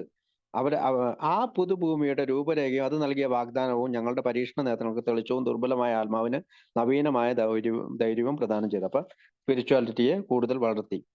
സൗഹൃദ ഹസ്തങ്ങൾ സ്വാഗതം വള്ളിക്കൊണ്ട് എമ്പാടും നീട്ടിപ്പെടുന്നുണ്ടായിരുന്നു. അപ്പൊ യുക്തിചിന്ത ഞങ്ങൾ എവിടം വരെ എത്തിയിട്ടുണ്ടായിരുന്നതിനേക്കാൾ ഞങ്ങൾ നന്ദിയുള്ളവരായിരുന്നു. അപ്പൊ the outlines and the promise of the new land and brought instead to tired eyes and fresh courage to flagging spirits. Friendly hands had stretched out in welcome. We were grateful that reason had brought us too far, but somehow we couldn't quit step ashore. Perhaps we had been leaned too heavily on reason that last mile, and we did not like to lose our support. അപ്പം സൗഹൃദ വസ്തുക്കൾ സ്വാഗതമുള്ളവർക്ക് എമ്പാടും നീട്ടപ്പെടുന്നുണ്ടായിരുന്നു. യുക്തിചിന്ത ഞങ്ങൾ എവിടെയും വരെ എത്തിയിട്ടുള്ളതിന് ഞങ്ങൾ നന്ദിയുള്ളവരായിരുന്നു. ചിലപ്പോൾ നമ്മുടെ റൂമിലെ ആളുകൾ, നമ്മുടെ മെമ്പേഴ്സൊക്കെ നമുക്ക് പലപ്പോഴും സ്പോൺസറൊക്കെ നമ്മളെ സഹായിക്കാനായിട്ട് ചുറ്റും ഉണ്ടായിരുന്നു. പക്ഷെ എന്തുകൊണ്ടോ ഞങ്ങൾക്ക് കരകയറാൻ കഴിഞ്ഞില്ല. അന്ത്യഘട്ടത്തിൽ ഒരു പക്ഷേ ഞങ്ങൾക്കുള്ള അവലംബം ഇഷ്ടപ്പെടാതിരിക്കുകയും ചെയ്തിരിക്കാം എന്നാണ് ആ അപ്പൊ നമുക്ക് റീസണിങ്, ലോജിക്ക് കിട്ടാത്തത് കൊണ്ടാണ് നമുക്ക് അങ്ങനെ സംഭവിച്ചു എന്നുള്ള ഒരർത്ഥത്തിലാണ് അവിടെ ഉപയോഗിക്കുക. അടുത്ത പാരഗ്രാഫിലേക്ക് പോയാലോ? അത് സ്വാഭാവികമായിരുന്നു. എങ്കിലും കുറെ കൂടി സൂക്ഷ്മമായി നമുക്കൊന്ന് ചിന്തിക്കാം. സ്വയം അറിയാതെ തന്നെ ഏതെങ്കിലും തരത്തിലുള്ള വിശ്വാസത്തിൽ നാം എത്തിച്ചേർന്നിട്ടില്ല. എന്തുകൊണ്ടെന്നാൽ നാം നമ്മുടെ തന്നെ ന്യായവാദങ്ങളിൽ വിശ്വസിക്കുന്നില്ലേ? ഒരു തരം വിശ്വാസമല്ലെങ്കിൽ അത് മറ്റെന്താണ്? അതെ, ഞങ്ങൾ വിശ്വാസികളായിരുന്നു. ന്യായ ചിന്ത എന്ന ദൈവത്തോട് ഗത്യന്തരമില്ലാതെ വിശ്വാസം പുലർത്തിയിരുന്നവരാണ് ഞങ്ങൾ. അതുകൊണ്ട് ഒരു തരത്തിലല്ലെങ്കിൽ മറ്റൊരു തരത്തിൽ വിശ്വാസം എല്ലായ്പ്പോഴും ഉൾപ്പെട്ടിരുന്നതായി ഞങ്ങൾ കണ്ടെത്തി. അപ്പൊ അത് ദാറ്റ് വാസ് നാച്ചുറൽ എന്നാണ്. അത് സ്വാഭാവികമാണ്. അതായത് എങ്കിലും കുറെ കൂടി സൂക്ഷ്മമായി നമുക്കൊന്ന് ചിന്തിക്കാം. സ്വയം അറിയാതെ തന്നെ ഏതെങ്കിലും തരത്തിലുള്ള വിശ്വാസത്തിന് എത്തിച്ചേർന്നില്ല. എന്തുകൊണ്ടാണെന്നാൽ നമ്മുടെ തന്നെ ന്യായവാദങ്ങൾ വിശ്വസിക്കുന്നില്ല. അതായത് നമ്മുടെ കോൺഫിഡൻസ് ആയിട്ടുള്ള നമ്മുടെ കഴിവിനനുസരിച്ചുള്ള ചില ചിന്തകളിൽ നമ്മൾ വിശ്വസിക്കുന്നുണ്ട്. അതിന്റെ ഫെയ്ത്ത് എവിടെയാണ്? അത് ഞങ്ങൾ വിശ്വാസികളായിരുന്നു. ന്യായ ചിന്ത എന്ന ദൈവത്തോട് ഗത്യന്തരമില്ലാതെ വിശ്വാസം പുലർത്തുന്നതാണ് പുലർത്തിയിരുന്നവരാണ് ഞങ്ങൾ. അതായത് ന്യായാന്യായ ചിന്ത എന്ന ദൈവമാണ് നമുക്ക് അവിടെ നമ്മൾ പരിചയമുള്ളത്. അതുകൊണ്ട് ഒരു തരത്തിലെങ്കിൽ മറ്റൊരു തരത്തിൽ വിശ്വാസം എല്ലായ്പ്പോഴും ഉൾപ്പെട്ടിരുന്നത് ഞങ്ങൾ കണ്ടെത്തി. അപ്പോ yes, we had been faithful, objectively faithful to the God of reason. God of reason ഞാൻ പറഞ്ഞു കേട്ടോ. ഗോഡ് ഓഫ് റീസൺ എന്ന് പറയുമ്പോഴത്തേക്ക് എന്താണ് ലോജിക്കായിട്ട് നമ്മൾ ചിന്തിക്കണം. പവർ ടു റീസൺ, അത് എക്സാമിൻ ചെയ്യണം. അത് നമ്മുടെ സെൻസ് ഉണ്ടാക്കണം. അത് നമ്മൾ കൺക്ലൂഷനിലെത്തും. എന്നാലാണ് നമ്മൾ വിശ്വസിക്കുള്ളൂ. എല്ലാ കാര്യങ്ങളും മനുഷ്യൻ ചെയ്യുന്ന എല്ലാ കാര്യങ്ങളും അങ്ങനെയാണ്. അല്ലാണ്ട് കണ്ടപാടെ അങ്ങ് വിശ്വസിക്കില്ല. അയാൾ അത് ഒന്ന് പരീക്ഷിച്ചു നോക്കും. അത് പിന്നെ അതൊന്ന് പഠിച്ചു നോക്കും. അതിനുശേഷമാണ് അത് കൺക്ലൂഷൻ ചെയ്യണം. അപ്പം അടുത്ത വരിയിൽ അത് കൃത്യമായിട്ട് പറയുന്നുണ്ട്. വായിക്കാവാ. ഞങ്ങൾ ആരാധിക്കുന്നവരായിരുന്നു എന്നതും ഞങ്ങൾ കണ്ടു. ഞങ്ങളിൽ സംഭവിച്ചു കൊണ്ടിരുന്നത് എന്തൊരു തരത്തിലുള്ള മാനസിക ജീർണതയായിരുന്നു. വിവിധ രീതികളിൽ ഞങ്ങൾ വ്യക്തികളെയും ലോല വികാരങ്ങളെയും വസ്തുക്കളെയും പണത്തെയും സ്വയം പൂജിച്ചിട്ടില്ലേ? അതുപോലെ കുറെ കൂടി നല്ല ഉദ്ദേശത്തോടെ സൂര്യാസ്തമയങ്ങളെയും കടലിനെയും പൂക്കളെയും ആരാധനാഭാവത്തോടെ വീക്ഷിച്ചിട്ടില്ലേ? എന്തിനെയെങ്കിലുമോ ആരെയെങ്കിലുമോ സ്നേഹിച്ചിട്ടില്ലാത്ത ആരാണുള്ളത്? ഈ വികാരങ്ങൾക്കും സ്നേഹങ്ങൾക്കും ആരാധനകൾക്കും തെളിഞ്ഞ യുക്തിചിന്തയുമായി എന്തു കാര്യമാണുള്ളത്? ഒരു കാര്യവുമില്ലെന്ന് ഞങ്ങൾ അവസാനം കണ്ടെത്തി. നമ്മുടെ ജീവൻ പടുത്തുയർത്തപ്പെട്ട ഘടനകളല്ലേ ഈ വസ്തുക്കൾ? ഈ വികാരങ്ങൾ നമ്മുടെ നിലനിൽപ്പിന് എന്തൊക്കെയായാലും നിർണായകമല്ലേ? ഞങ്ങൾക്ക് വിശ്വസിക്കുവാനും സ്നേഹിക്കുവാനും ആരാധിക്കുവാനും പ്രാപ്തിയില്ലായിരുന്നു എന്ന് പറയുക അസാധ്യമായിരുന്നു. ഒരു തരത്തിലല്ലെങ്കിൽ മറ്റൊരു തരത്തിൽ ഞങ്ങൾ വിശ്വാസം ഒന്നുകൊണ്ടും മാത്രം ജീവിക്കുന്നവരാണ്. അപ്പൊ അവിടെ പറയുന്നത് വെച്ചാല് നമ്മൾ ഒരുപാട് ആരാധനകൾ നടത്തുന്നുണ്ട് നമ്മൾ അറിയാതെ തന്നെ. നമ്മള് ചില വ്യക്തികളെ ആരാധിച്ചിട്ടുണ്ട്. ചില വികാരങ്ങൾ, ചിലർ വളരെ സെന്റിമെന്റ് ആയിട്ടുള്ള കാര്യങ്ങൾ പറഞ്ഞുകൊണ്ട് അതിനെ ആരാധിക്കും. ചില കാര്യങ്ങളെ പൈസയെ ആരാധിക്കും. നമ്മളെ തന്നെ ആരാധിക്കുന്നവരുണ്ട്. സ്വയം വളരെ ഇതാക്കിയായിട്ട് നമ്മൾ വീഡിയോ ഒക്കെ ഇറക്കി പല പല രീതിയിൽ. അപ്പൊ ഇതൊക്കെ പറയുന്നത് വെച്ചാല് വസ്തുക്കളെയും വികാരങ്ങളെയും പണത്തെയും സ്വയം പൂജിക്കുന്നവർ തന്നെയാണ്, നമ്മൾ ആരാധിക്കുന്നവരാണ്. അതുപോലെ കുറെ കൂടി നല്ല ഉദ്ദേശത്തോടെ സൂര്യാസ്തമയങ്ങളെയും കടലിനെയും പൂക്കളെയും ആരാധനാഭാവത്തോടെ വീക്ഷിച്ചിട്ടില്ലേ? അപ്പം പൂക്കളെ കാണുമ്പോൾ ഒക്കെ നമ്മള് അല്ലെങ്കിൽ കടല് കാണുമ്പോൾ, തെളിഞ്ഞ ആകാശം കാണുമ്പോൾ, രാവിലത്തെ സൂര്യനെ കാണുമ്പോൾ, അല്ലെങ്കിൽ രാവിലത്തെ പ്രഭാതം കാണുമ്പോൾ, പക്ഷികളെ കാണുമ്പോൾ ഒക്കെ നമുക്ക് ഈ ആരാധനാ മനോഭാവം വരാറുണ്ട്. ഈ വികാരങ്ങൾക്കും സ്നേഹങ്ങൾക്കും ആരാധനകൾക്കും തെളിഞ്ഞ യുക്തിചിന്തയുടെ എന്ത് കാര്യമാണുള്ളത്? ഒരു കാര്യവുമില്ലെന്ന് ഞങ്ങൾ അവസാനം കണ്ടെത്തി. നമ്മുടെ ജീവൻ പടുത്തെടുത്ത കോശഘടനകളല്ലേ ഈ വസ്തുക്കൾ. നമുക്കറിയാം നമ്മുടെ കോശങ്ങളിലൂടെയാണ് നമ്മൾ ഇന്ന് നിലനിൽക്കുന്നതെന്നൊക്കെ നമുക്കറിയാം. ഈ വികാരങ്ങൾ നമ്മുടെ നിലനിൽപ്പിന് എന്തൊക്കെയാണ് നിർണായകമല്ലേ? ഞങ്ങൾക്ക് വിശ്വസിക്കുവാനും സ്നേഹിക്കുവാനും ആരാധിക്കുവാനും പ്രാപ്തിയില്ലായിരുന്നു എന്ന് പറയുക അസാധ്യമായിരുന്നു. ഒരു തരത്തിലല്ലെങ്കിൽ മറ്റൊരു തരത്തിൽ ഞങ്ങൾ വിശ്വാസം ഒന്നുകൊണ്ട് മാത്രം ജീവിക്കുന്നവരാണ്. അപ്പൊ ഒരു വിശ്വാസത്തിൽ ജീവിക്കണം. അപ്പൊ നാളെ ജീവിച്ചിരിക്കും എന്നുള്ള വിശ്വാസത്തിലാണ് നമ്മൾ ഇന്ന് ജീവിച്ചിരിക്കുന്നത്. നമുക്കറിയത്തില്ല. അതായത് ഇന്ന് ഭൂമിയിൽ എത്രയോ ആളുകൾ മരിച്ചു പോയിരിക്കുന്നു. ഓരോ ദിവസം തോറും എത്രയോ മനുഷ്യരാണ് മരിക്കുന്നത്. അപ്പോൾ നമ്മൾ ഇന്ന് ജീവിച്ചിരിക്കുന്നത് ഒരു വിശ്വാസമാണ്. നമ്മളിവിടെ ഇരിക്കുന്നത് ഒരു വിശ്വാസമാണ്. ഇതെല്ലാം വിശ്വാസത്തിന്റെ അടിസ്ഥാനം. അപ്പൊ എന്തെങ്കിലുമൊക്കെ ഒരു വിശ്വാസം ഉണ്ട് നമ്മൾക്ക്. അത് ഇച്ചിരിയും കൂടി ഗുണപ്രദമായ രീതിയിലേക്ക് മാറ്റേണ്ടത് മാത്രമേ ഉള്ളൂ എന്ന് പറയുന്നത്. അപ്പൊ അടുത്തത് വായിക്കാവാ. വിശ്വാസം കൂടാതെയുള്ള ഒരു ജീവിതം സങ്കല്പിച്ചു നോക്കൂ. ശുദ്ധമായ യുക്തിയല്ലാതെ മറ്റൊന്നും ശേഷിച്ചിരുന്നില്ലെങ്കിൽ അതും ജീവിതമായിരിക്കില്ല. പക്ഷേ ഞങ്ങൾ ജീവിതത്തിൽ വിശ്വസിച്ചു, നിശ്ചയമായും വിശ്വസിച്ചു. ഒരു നേർവര രണ്ടു ബിന്ദുക്കളിൽ നിന്ന് എത്ര അകലത്തിലാണെന്ന് തെളിയിക്കാൻ കഴിയുന്നത് പോലെ ജീവനെ തെളിയിക്കുവാൻ ഞങ്ങൾക്ക് കഴിഞ്ഞില്ല. പക്ഷേ എന്നാലും ജീവൻ എന്നൊന്നും ഉണ്ടായിരുന്നു. എന്നിട്ടും നമുക്ക് പറയാൻ കഴിയുമോ, ഇല്ലായ്മയിൽ നിന്ന് സൃഷ്ടിക്കപ്പെട്ട് ഒരർത്ഥവുമില്ലാത്ത ഇല്ലായ്മയുടെ ഭാഗധേയത്തിലേക്ക് ചുറ്റിപ്പടരുന്ന ഇലക്ട്രോണുകളുടെ ഒരാകത്തുക മാത്രമാണിവ എല്ലാമെന്ന്? എന്നിട്ടും നമുക്ക് പറയാൻ കഴിയുമോ? നിശ്ചയമായും ഞങ്ങൾക്ക് കഴിഞ്ഞില്ല. ഇലക്ട്രോണുകൾ സ്വയം അതിനേക്കാൾ ബുദ്ധിശക്തിയുള്ളതായി കാണപ്പെട്ടു. ഏറ്റവും ചുരുങ്ങിയത് രസതന്ത്ര ശാസ്ത്രജ്ഞന്മാർ അങ്ങനെ പറഞ്ഞു. അപ്പോ വിശ്വാസം കൂടാതെ, അതായത് ലൈഫ് വിത്തൗട്ട് ഫെയ്ത്ത്, അതായത് ഒരു വിശ്വാസം കൂടാതെ ഒരു ജീവിതം നമുക്ക് സങ്കല്പിച്ച് നോക്കാൻ പറ്റുമോ? ഇല്ല. ശുദ്ധമായ യുക്തി അല്ലാതെ മറ്റൊന്നും ശേഷിച്ചിരുന്നില്ലെങ്കിൽ അത് ജീവിതമായിരിക്കില്ല. പക്ഷെ ഞങ്ങൾ ജീവിതത്തിൽ വിശ്വസിച്ചു, നിശ്ചയമായും വിശ്വസിച്ചു. ഒരു നേർവര രണ്ട് മിത്തുകൾ എത്ര അകലത്തിലാണ് തെളിയിക്കാൻ കഴിയുന്നത് പോലെ ജീവനെ തെളിയിക്കുവാൻ ഞങ്ങൾക്ക് കഴിഞ്ഞിട്ടുണ്ട്. അതായത് ഒരു പ്രകാശത്തിന്റെ ദൂരമൊക്കെ നമുക്ക് അളക്കാനൊക്കെ ആയിട്ട് പിന്നീടുള്ള ശാസ്ത്രജ്ഞന്മാർക്കൊക്കെ കഴിഞ്ഞിട്ടുണ്ട്. അതുപോലെ തന്നെയാണ് നമ്മുടെ ജീവൻ തെളിയിക്കാനും അതിനുള്ള നമ്മുടെ ശരീരത്തിന്റെ കാര്യങ്ങളൊക്കെ തെളിയിക്കാനൊക്കെ ആയിട്ട് നമുക്ക് കഴിഞ്ഞിട്ടുണ്ട്. പക്ഷെ എന്നാലും ജീവൻ എന്നൊന്നുണ്ടായിരുന്നു. അവിടെ നമുക്ക് ജീവൻ എന്ന് പറയുന്ന ഒരു സാധനം ഉണ്ടായിരുന്നു. എന്നിട്ട് നമുക്ക് പറയാൻ കഴിയുമോ ഇല്ലായ്മയിൽ നിന്ന് സൃഷ്ടിക്കപ്പെട്ട ഒരർത്ഥവുമില്ലാത്ത ഇല്ലായ്മയുടെ ഭാഗതയുമായി ചുറ്റിപ്പടരുന്ന ഇലക്ട്രോണുകളുടെ ഒരു ആകത്തുക എത്രമാണ് എന്നിട്ടും നമുക്ക് പറയാൻ കഴിയുമോ? നിശ്ചയമായും ഞങ്ങൾക്ക് കഴിഞ്ഞില്ല. ഇലക്ട്രോണുകൾ സ്വയം അതിനേക്കാൾ ബുദ്ധിശക്തിയുള്ള കാണപ്പെട്ടു. ഏറ്റവും ചുരുങ്ങിയത് ഒരു ശാസ്ത്രം എന്ന് വെച്ചാൽ ഇങ്ങനെ പറഞ്ഞു. അതുകൊണ്ട് യുക്തി എന്താണ് എല്ലാം എന്ന ഞങ്ങൾ കണ്ടു. നമ്മൾ പലരും പ്രാവർത്തികമാക്കുന്നത് പോലെ പൂർണ്ണമായും ആശ്രയിക്കുന്ന ഒന്നല്ല. ഏറ്റവും നല്ല മനസ്സുകളിൽ നിന്ന് ബഹിർവയ്ക്കുന്ന ചിന്ത പോലും മനുഷ്യന് ഒരിക്കലും പറക്കാൻ കഴിയില്ല എന്ന ആളുകളെ പറ്റി എന്ത് പറയുന്നു? അപ്പോൾ മനുഷ്യന് ഒരിക്കലും പറക്കാൻ കഴിയില്ല എന്നൊരു ചിന്തയിൽ നിന്നാണ് പറന്നത്.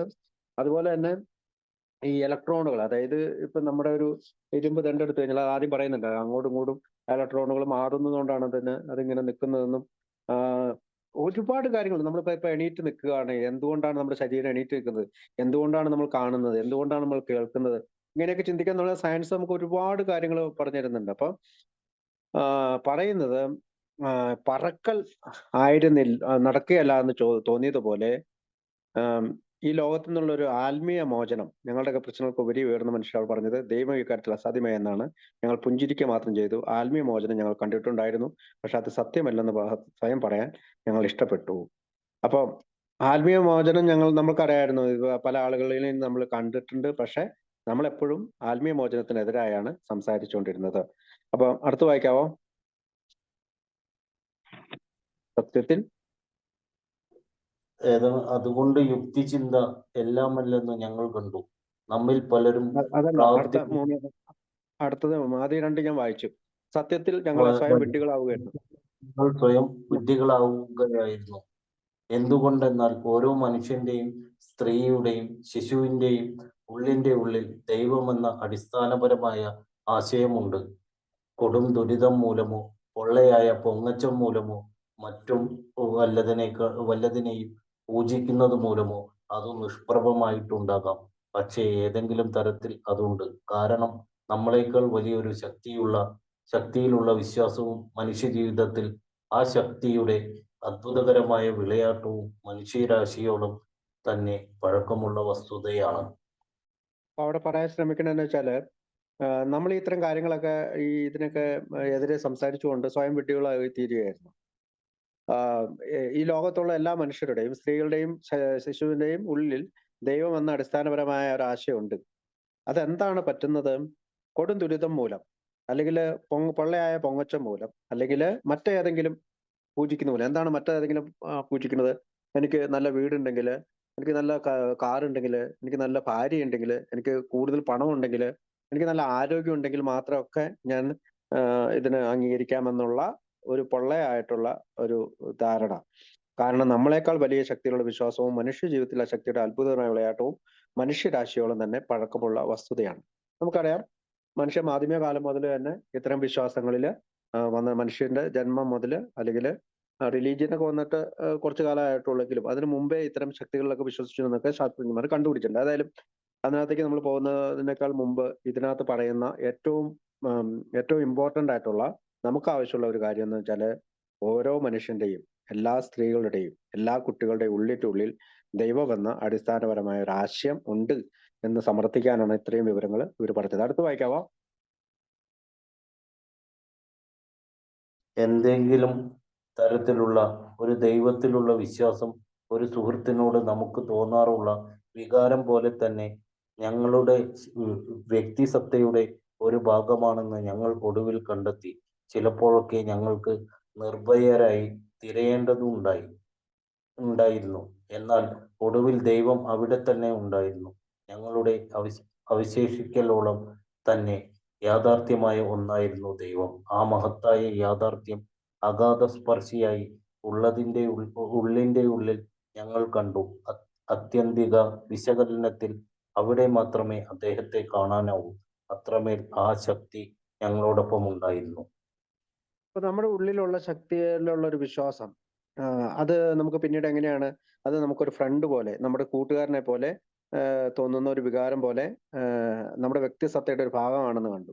ചിലപ്പോഴൊക്കെ ഞങ്ങൾക്ക് നിർഭയരായി തിരയേണ്ടതുണ്ടായിരുന്നു, എന്നുള്ള ഒടുവിൽ ദൈവം അവിടെ തന്നെ ഉണ്ടായിരുന്നു. അപ്പൊ നമ്മൾ പലപ്പോഴും പല വഴിക്കും തിരിയുന്നതാണ്. അമ്പലത്തിൽ പോകുന്നു, അല്ലെങ്കിൽ പള്ളിയിൽ പോകുന്നു, മറ്റു സ്ഥലങ്ങളിലെല്ലാം പോകുന്നുണ്ട്. അത് നല്ലതാണ്. പക്ഷേ നമ്മുടെ ഉള്ളിലുള്ള ദൈവത്തെയാണ് നമ്മളിവിടെ വിശ്വസിപ്പിക്കുക. നമുക്കറിയാം, ഞാൻ ആദ്യമേ പറഞ്ഞു, സ്പിരിച്വാലിറ്റി അല്ലെങ്കിൽ ആത്മീയമായ ഒരു ഉണർവിന് വേണ്ടിയിട്ടാണ് നമ്മളെ സഹായിക്കുക. അപ്പം ആ മഹത്തായ യാഥാർത്ഥ്യം അഗാധ സ്പർശയെ ഉള്ളിന്റെ ഉള്ളിൽ കണ്ടു. ആത്യന്തിക വിശകലനത്തിൽ അവിടെ മാത്രമേ അദ്ദേഹത്തെ കാണാനാവൂ. അത്രമേൽ ആ ശക്തി ഞങ്ങളോടൊപ്പം ഉണ്ടായിരുന്നു. ഗ്രേറ്റ് റിയാലിറ്റി ആണ് അല്ലെ. V found that great deep down within us. In the last analysis it is only there that he may be found. It was so with us. ഇത് നമ്മളോടൊപ്പം എപ്പോഴും ഉണ്ടായിരുന്നു എന്നാണ്. അതിനു വേണ്ടിയിട്ട് അടുത്ത പാരഗ്രാഫ് വായിക്കാവോ? ഓക്കെ. നമുക്ക് നമ്മുടെ തറ സ്വല്പം വൃത്തിയാക്കാം. അടിസ്ഥാനരഹിതമായ മുൻവിധികളെ തുടച്ചു നീക്കാൻ ഞങ്ങൾ നൽകുന്ന തെളിവ് സഹായിക്കുമെങ്കിൽ, നിങ്ങളെ സത്യസന്ധമായി ചിന്തിക്കാൻ അത് പ്രാപ്തരാക്കുമെങ്കിൽ, നിങ്ങൾക്കു തന്നെ ശുഷ്കാന്തിയോടെ ഒരു അന്വേഷണം നടത്തുന്നതിന് അത് നിങ്ങളെ പ്രോത്സാഹിപ്പിക്കുമെങ്കിൽ, അപ്പോൾ നിങ്ങൾ ആഗ്രഹിക്കുന്നുവെങ്കിൽ ഈ വിശാലമായ വഴിത്താരയിലേക്ക് ഞങ്ങളോടൊപ്പം നിങ്ങൾക്കും ചേരാം. ഈ ഒരു മനോഭാവത്തോടെ പോയാൽ നിങ്ങൾ പരാജയമറിയില്ല. നിങ്ങളുടെ വിശ്വാസത്തിന്റെ അവബോധം നിശ്ചയമായും നിങ്ങളുടെ തുണയ്ക്കെത്തും. അപ്പം സ്റ്റെപ്പ് 2 പറയാണ്, നിങ്ങൾ 3 കാര്യങ്ങൾ ചെയ്യണം. ഒന്ന്, ഇത് കിട്ടണമെങ്കിൽ ഒന്ന് നമ്മുടെ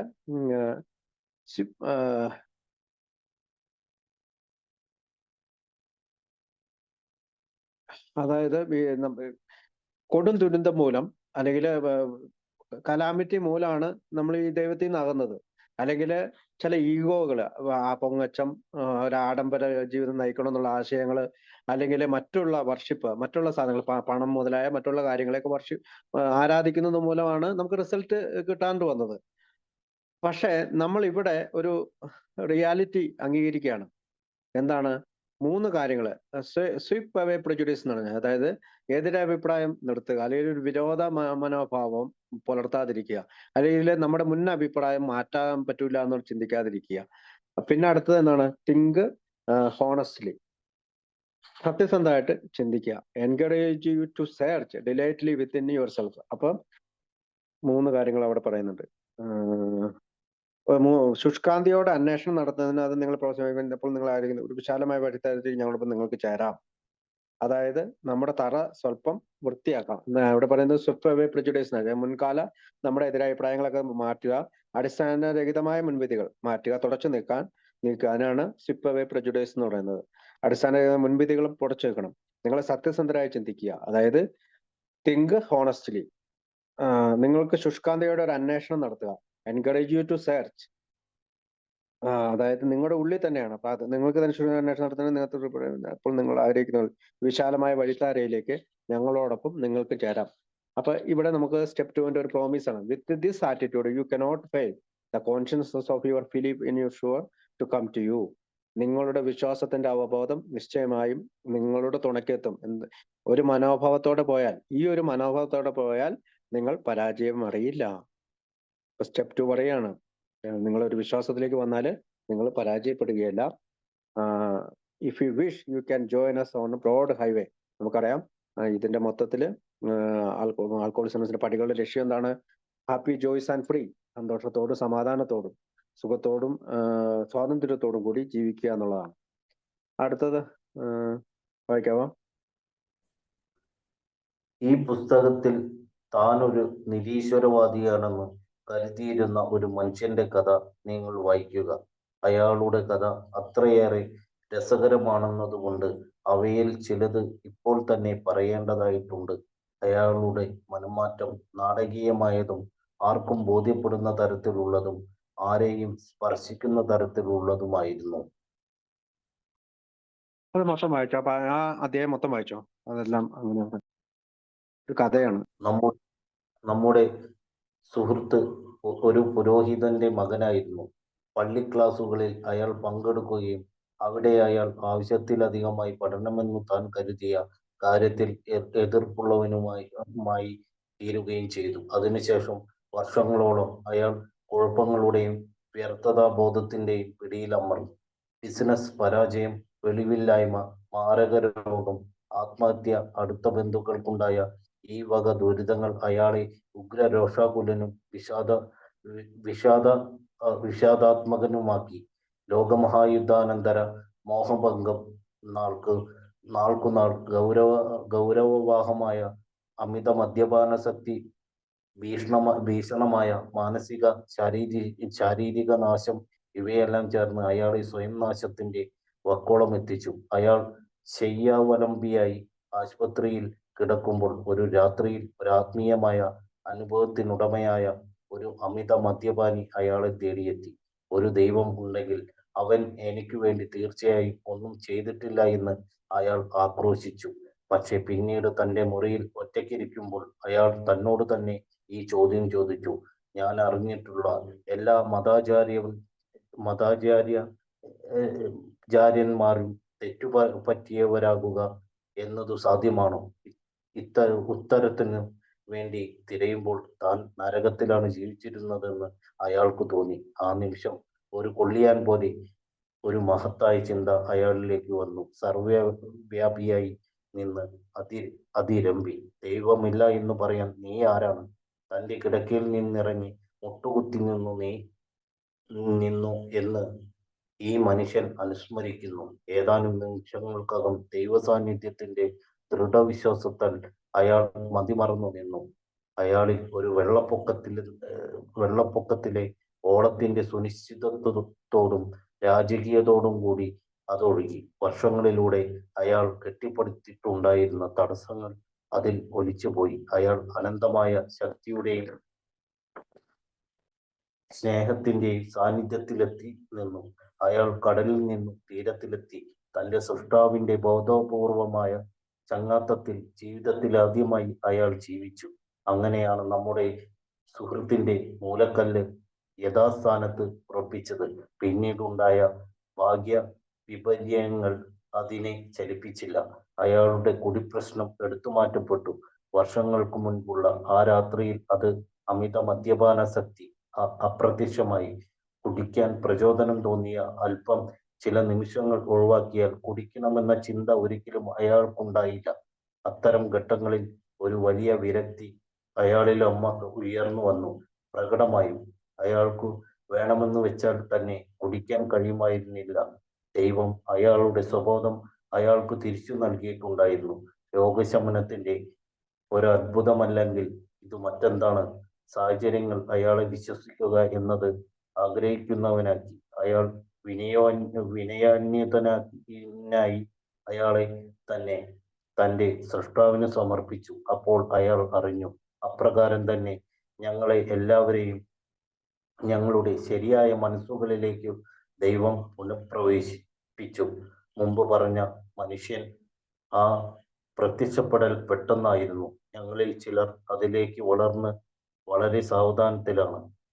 പക്ഷേ ദൈവത്തെ സത്യസന്ധമായി തേടിയിട്ടുള്ള എല്ലാവരുടെ അടുത്തേക്കും അദ്ദേഹം വന്നിട്ടുണ്ട്. ഞങ്ങൾ അദ്ദേഹത്തോടും കൂടുതൽ അടുത്തപ്പോൾ അദ്ദേഹം സ്വയം ഞങ്ങൾക്ക് പ്രത്യക്ഷനായി. ഓക്കെ, അടുത്തത് ഇതെല്ലാം പറഞ്ഞതിന് ശേഷം ഒരു കഥയോട് കൂടിയാണ് നമ്മുടെ ദി അഗ്നോസ്റ്റിക്സ് എന്ന് പറയുന്ന ഈ പുസ്തകം ഈ അധ്യായം അവസാനിക്കുന്നത്. ആ പുസ്തകത്തിൽ പറയാണ്, നമ്മുടെ താൻ ഒരു നിരീശ്വരവാദിയാണെന്ന് കരുതിയിരുന്ന ഒരു മനുഷ്യന്റെ കഥ കേൾക്കണം. അയാളുടെ കഥ രസകരമായിരുന്നു. അയാളുടെ മനംമാറ്റം വളരെയധികം നാടകീയമായിരുന്നു. അദ്ദേഹം യഥാർത്ഥത്തിൽ ഒരു പുരോഹിതന്റെ മകനായിരുന്നു. ഫിറ്റ്സ്മയോ നമുക്കറിയാം, ന്യൂയോർക്കില് ബിൽ ഡബ്ല്യുവിന് ശേഷം ഏറ്റവും ദീർഘകാലം കുടിക്കാതിരുന്ന ഒരാളാണ് അദ്ദേഹം. അപ്പൊ മറ്റു പലരും വന്നെങ്കിലും വീണ്ടും കുടിച്ചുപോയി എന്ന് നമുക്കറിയാം. പക്ഷെ ഇദ്ദേഹമാണ് കുടിക്കാതിരുന്നത്. അപ്പൊ അയാളുടെ കഥ അത്രയേറെ രസകരമാണ്. അദ്ദേഹം ഒരു പുരോഹിതന്റെ മകനായിരുന്നു. പള്ളി ക്ലാസ്സുകളിൽ പങ്കെടുത്തു. അപ്പൊ ചെറുപ്പത്തിൽ അയാൾ ധാരാളം ക്ലാസ്സുകളിൽ പങ്കെടുത്തു. ആവശ്യത്തിലധികമായാണ് ഈ പള്ളി ക്ലാസ്സുകൾ എന്ന് അദ്ദേഹം എതിർപ്പുള്ളവനായി. അതിനുശേഷം വർഷങ്ങളോളം അയാൾ കുഴപ്പങ്ങളുടെയും വ്യർത്ഥതാബോധത്തിനും ഇടയിലായിരുന്നു. പിന്നീട് അദ്ദേഹത്തിന് എന്തൊക്കെയാണ് സംഭവിച്ചത്? അദ്ദേഹത്തിന് ബിസിനസ് പരാജയം, നമ്മൾ ആദ്യം പറഞ്ഞ പോലെ കലാമിറ്റി അല്ലെ, ബിസിനസ് പരാജയം ഉണ്ടായി, വെളിവില്ലായ്മ ഉണ്ടായി, മാരക രോഗം, പിന്നെ ആത്മഹത്യ ചെയ്യാനായിട്ട് ശ്രമിച്ചു. അടുത്ത ബന്ധുക്കൾ കൊണ്ടായ വക അയാളെ ഉഗ്രലക്ഷണമൊക്കെയും വിഷമത്തിലാക്കുകയും ചെയ്തു. ഇപ്പൊ ലോകമഹായുദ്ധാനന്തര മോഹഭംഗം, നാൾക്ക് നാൾ ഗൗരവമായ അമിത മദ്യപാന ഭീഷണിയായ മാനസിക ശാരീരിക ഇവയെല്ലാം ചേർന്ന് അയാളെ സ്വയം നാശത്തിന്റെ വക്കോളം എത്തിച്ചു. അദ്ദേഹം മരിക്കാൻ ആഗ്രഹിച്ചു. നമുക്കറിയാം ഫിറ്റ്സ്മയുടെ കഥ ഡോക്ടർ സിൽക്വർത്ത് അദ്ദേഹത്തിന്റെ രണ്ടാമത്തെ കഥയായിട്ട് പറയുന്നുണ്ട്. ആത്മഹത്യക്ക് വേണ്ടിയിട്ട് വൈക്കോൽ കൂനയുടെ ഉള്ളിൽ ഒളിക്കുന്നതൊക്കെ. ഇയാൾ ശയ്യാലംബിയായി ആശുപത്രി കിടക്കുമ്പോൾ രാത്രിയിൽ ഒരു ആത്മീയമായ അനുഭവത്തിനുടമയായ ഒരു അമിത മദ്യപാനി അയാൾ തേടിയെത്തി. ബിൽ ഡബ്ല്യു ആണ് അദ്ദേഹത്തിന് കാണാൻ പറ്റുന്നത്. ഒരു ദൈവം ഉണ്ടെങ്കിൽ അവൻ എനിക്ക് വേണ്ടി തീർച്ചയായും ഒന്നും ചെയ്തിട്ടില്ല എന്ന് അയാൾ ആക്രോശിച്ചു. പക്ഷെ ഒറ്റക്കറിഞ്ഞപ്പോൾ ഞാൻ അറിഞ്ഞിട്ടുള്ള എല്ലാ മതാചാര്യന്മാരും തെറ്റുപറ്റവരായിരിക്കില്ല എന്ന് അദ്ദേഹത്തിന് തോന്നുകയും താൻ ഇതുവരെ ഒരു നരകത്തിലാണ് ജീവിച്ചതെന്ന് അദ്ദേഹത്തിന് തോന്നുകയും, അപ്പൊ ദൈവമില്ല എന്ന് പറയാൻ നീ ആരാണ് എന്നുള്ളൊരു ചിന്ത അദ്ദേഹത്തിന് മുടക്കയിൽ നിന്ന് മുട്ടുകുത്തി എന്നും അതെ, അവരൊക്കെ ഓക്സ്ഫോർഡ് ഗ്രൂപ്പിൽ പോയിക്കൊണ്ടിരുന്നവരാണ്. അപ്പൊ അവിടുത്തെ ഒരു ഇതാണ് ഇങ്ങനെ മുട്ടുകുത്തി എന്ന് പ്രാർത്ഥിക്കാന്നൊക്കെ ഉള്ളു. അപ്പൊ അത് ഒരു ദൃഢവിശ്വാസം വരികയും അനന്തമായ ശക്തിയുടെയും ദൈവത്തിന്റെ സന്നിധിന്റെ ഒരു തന്റെ സൃഷ്ടാവിന്റെ പൂർണ്ണമായ ചങ്ങത്തിൽ ജീവിതമായി അയാൾ ജീവിച്ചു. അങ്ങനെയാണ് നമ്മുടെ സുഹൃത്തിന്റെ മൂലക്കല്ല് യഥാസ്ഥാനത്ത് വെച്ചത്. അപ്പൊ ഇംഗ്ലീഷ് ബുക്കിൽ അത് പറയുന്നത് bridge to shore, power and love. He had stepped from bridge to shore for the first time. He lived in a conscious companionship with his creator. Thus was our friend cornerstone fixed in place. അപ്പൊ അത് നമ്മുടെ മൂന്നാം പടിയാണത്. No later shaken it, his alcoholic problem was taken away. അപ്പൊ അദ്ദേഹത്തിന്റെ മദ്യാസക്തി എടുത്തു മാറ്റപ്പെട്ടു. That very night a year ago it disappeared. അത് മാഞ്ഞുപോയി. Save for a few brief movement to temptation thought of drunk have never returned. അതായത് ആ പറയുന്ന പ്രലോഭനവും വീണ്ടും കുടിക്കാനുള്ള പ്രലോഭനവും പിന്നീട് വന്നില്ല, ചിന്തകൾ വന്നില്ല. അങ്ങനെ അദ്ദേഹം ഒരു റെവല്യൂഷൻ ഇതിലേക്ക് എത്തുകയും seemingly he could not drink even if he would. God had restored his sanity. അത് ഭാഗ്യ വിപര്യങ്ങൾ അതിനെ വ്യതിചലിപ്പിച്ച് അയാളുടെ കൂടി പ്രശ്നം എടുത്തു മാറ്റപ്പെട്ടു. അമിത മദ്യപാനാസക്തി അപ്രത്യക്ഷമായി. കുടിക്കാൻ പ്രചോദനം ചെയ്ത് അല്പം ചില നിമിഷങ്ങൾ ഒഴിവാക്കിയാൽ കുടിക്കണമെന്ന ചിന്ത ഒരിക്കലും അയാൾക്കുണ്ടായില്ല. അപ്പൊ കുടിക്കാനായിട്ടുള്ള ചിന്ത അദ്ദേഹത്തിന് ഉണ്ടായി. Temptation, save for a few brief movement of temptation. അപ്പൊ ചില ചെറിയ ടെംപ്ടേഷനൊക്കെ അദ്ദേഹത്തിന് ഉണ്ടായെങ്കിലും ആ കുടിച്ചിന്ത അദ്ദേഹത്തിൽ നിന്ന് എടുത്തു മാറ്റപ്പെട്ടു. അപ്പൊ നമ്മൾ മനസ്സിലാക്കേണ്ടത്, നമുക്ക് ദൈവചിന്ത വന്നാലും ആത്മീയമായി ജീവിച്ചാൽ ഈ ചിന്തകളൊക്കെ നമുക്ക് വരും, നമ്മുടെ മെന്റൽ ഒബ്സ്ട്രക്ഷനുള്ളതുകൊണ്ട്. അത്തരം ഘട്ടങ്ങളിൽ ഒരു വലിയ ശക്തി അയാളിൽ ഉയർന്നു വന്നു. പ്രകടമായും അയാൾക്ക് വേണമെന്ന് വെച്ചപ്പോൾ തന്നെ കുടിക്കാൻ കഴിയുമായിരുന്നില്ല. അപ്പോൾ ഈ ശക്തി ഉണ്ടെങ്കിൽ എന്താണ് ഇവിടെ ഗുണം എന്നുള്ളതാണ്. ഈ ശക്തി നമ്മളിൽ വന്നാണ് നമ്മൾ കുടിക്കണമെന്ന് ചിന്തിച്ചാൽ പോലും നമുക്ക് കുടിക്കാൻ കഴിയില്ല. God had restored his sanity. ദൈവം അയാളുടെ സുബോധം അയാൾക്ക് തിരിച്ചു നൽകിയിട്ടുണ്ടായിരുന്നു. അവിടെ എന്താണ് സ്റ്റെപ്പ് ത്രീ ചെയ്തു അയാളെ God had restored his sanity. നമ്മുടെ സ്റ്റെപ്പ് 3 അതാണെന്ന് നമുക്കറിയാം. അപ്പൊ രോഗശമനത്തിന്റെ ഒരു അത്ഭുതം അല്ലെങ്കിൽ ഇതെന്താണ്? സാഹചര്യങ്ങൾ അയാളെ വിശ്വസിക്കുക എന്നത് ആഗ്രഹിക്കുന്നവനാക്കി അയാൾ വിനയനെതിനായ അയാളെ തന്നെ തന്റെ സൃഷ്ടാവിൽ സമയം. അപ്പോൾ അയാൾ അറിഞ്ഞു അപ്രകാരം തന്നെ ഞങ്ങളെ എല്ലാവരുടെയും ഞങ്ങളുടെ ശരിയായ മനസ്സുകളിലേക്ക് ദൈവം പുനഃപ്രവേശിപ്പിച്ചു. മുമ്പ് പറഞ്ഞ മനുഷ്യന് ആ പ്രത്യക്ഷപ്പെടൽ പെട്ടെന്നായിരുന്നു. ഞങ്ങൾ ചിലർ അതിലേക്ക് വളർന്നത് വളരെ സാവധാനത്തിലാണ്. സ്പിരിച്വൽ അവേക്കനിങ് ആണ്. ഉറങ്ങിക്കിടക്കുകയാണ് നമ്മൾ, സ്പിരിച്വൽ സ്ലീപ്പിലാണ് നമ്മൾ. അതിനെയാണ് അവേക്കനിങ്, ഉണരുക നിർത്തുന്നതാണ് അവേക്കനിങ് എന്ന് പറയുന്നത്. പക്ഷെ ദൈവത്തെ സത്യസന്ധമായ എല്ലാവരുടെ അടുത്തേക്ക് അദ്ദേഹം വന്നിട്ടുണ്ട്. ഞങ്ങൾ അദ്ദേഹത്തോട് കൂടുതൽ അടുത്തപ്പോൾ അദ്ദേഹം സ്വയം ഞങ്ങൾക്ക് പ്രത്യക്ഷനായി എന്നുള്ളതാണ്. അപ്പം circumstance made him willing to believe. അപ്പൊ സാഹചര്യങ്ങളാണ് അദ്ദേഹത്തിന് വിശ്വസിക്കാൻ തയ്യാറാക്കിയത്. He humbly offered himself to his maker than he knew. Even so has God restored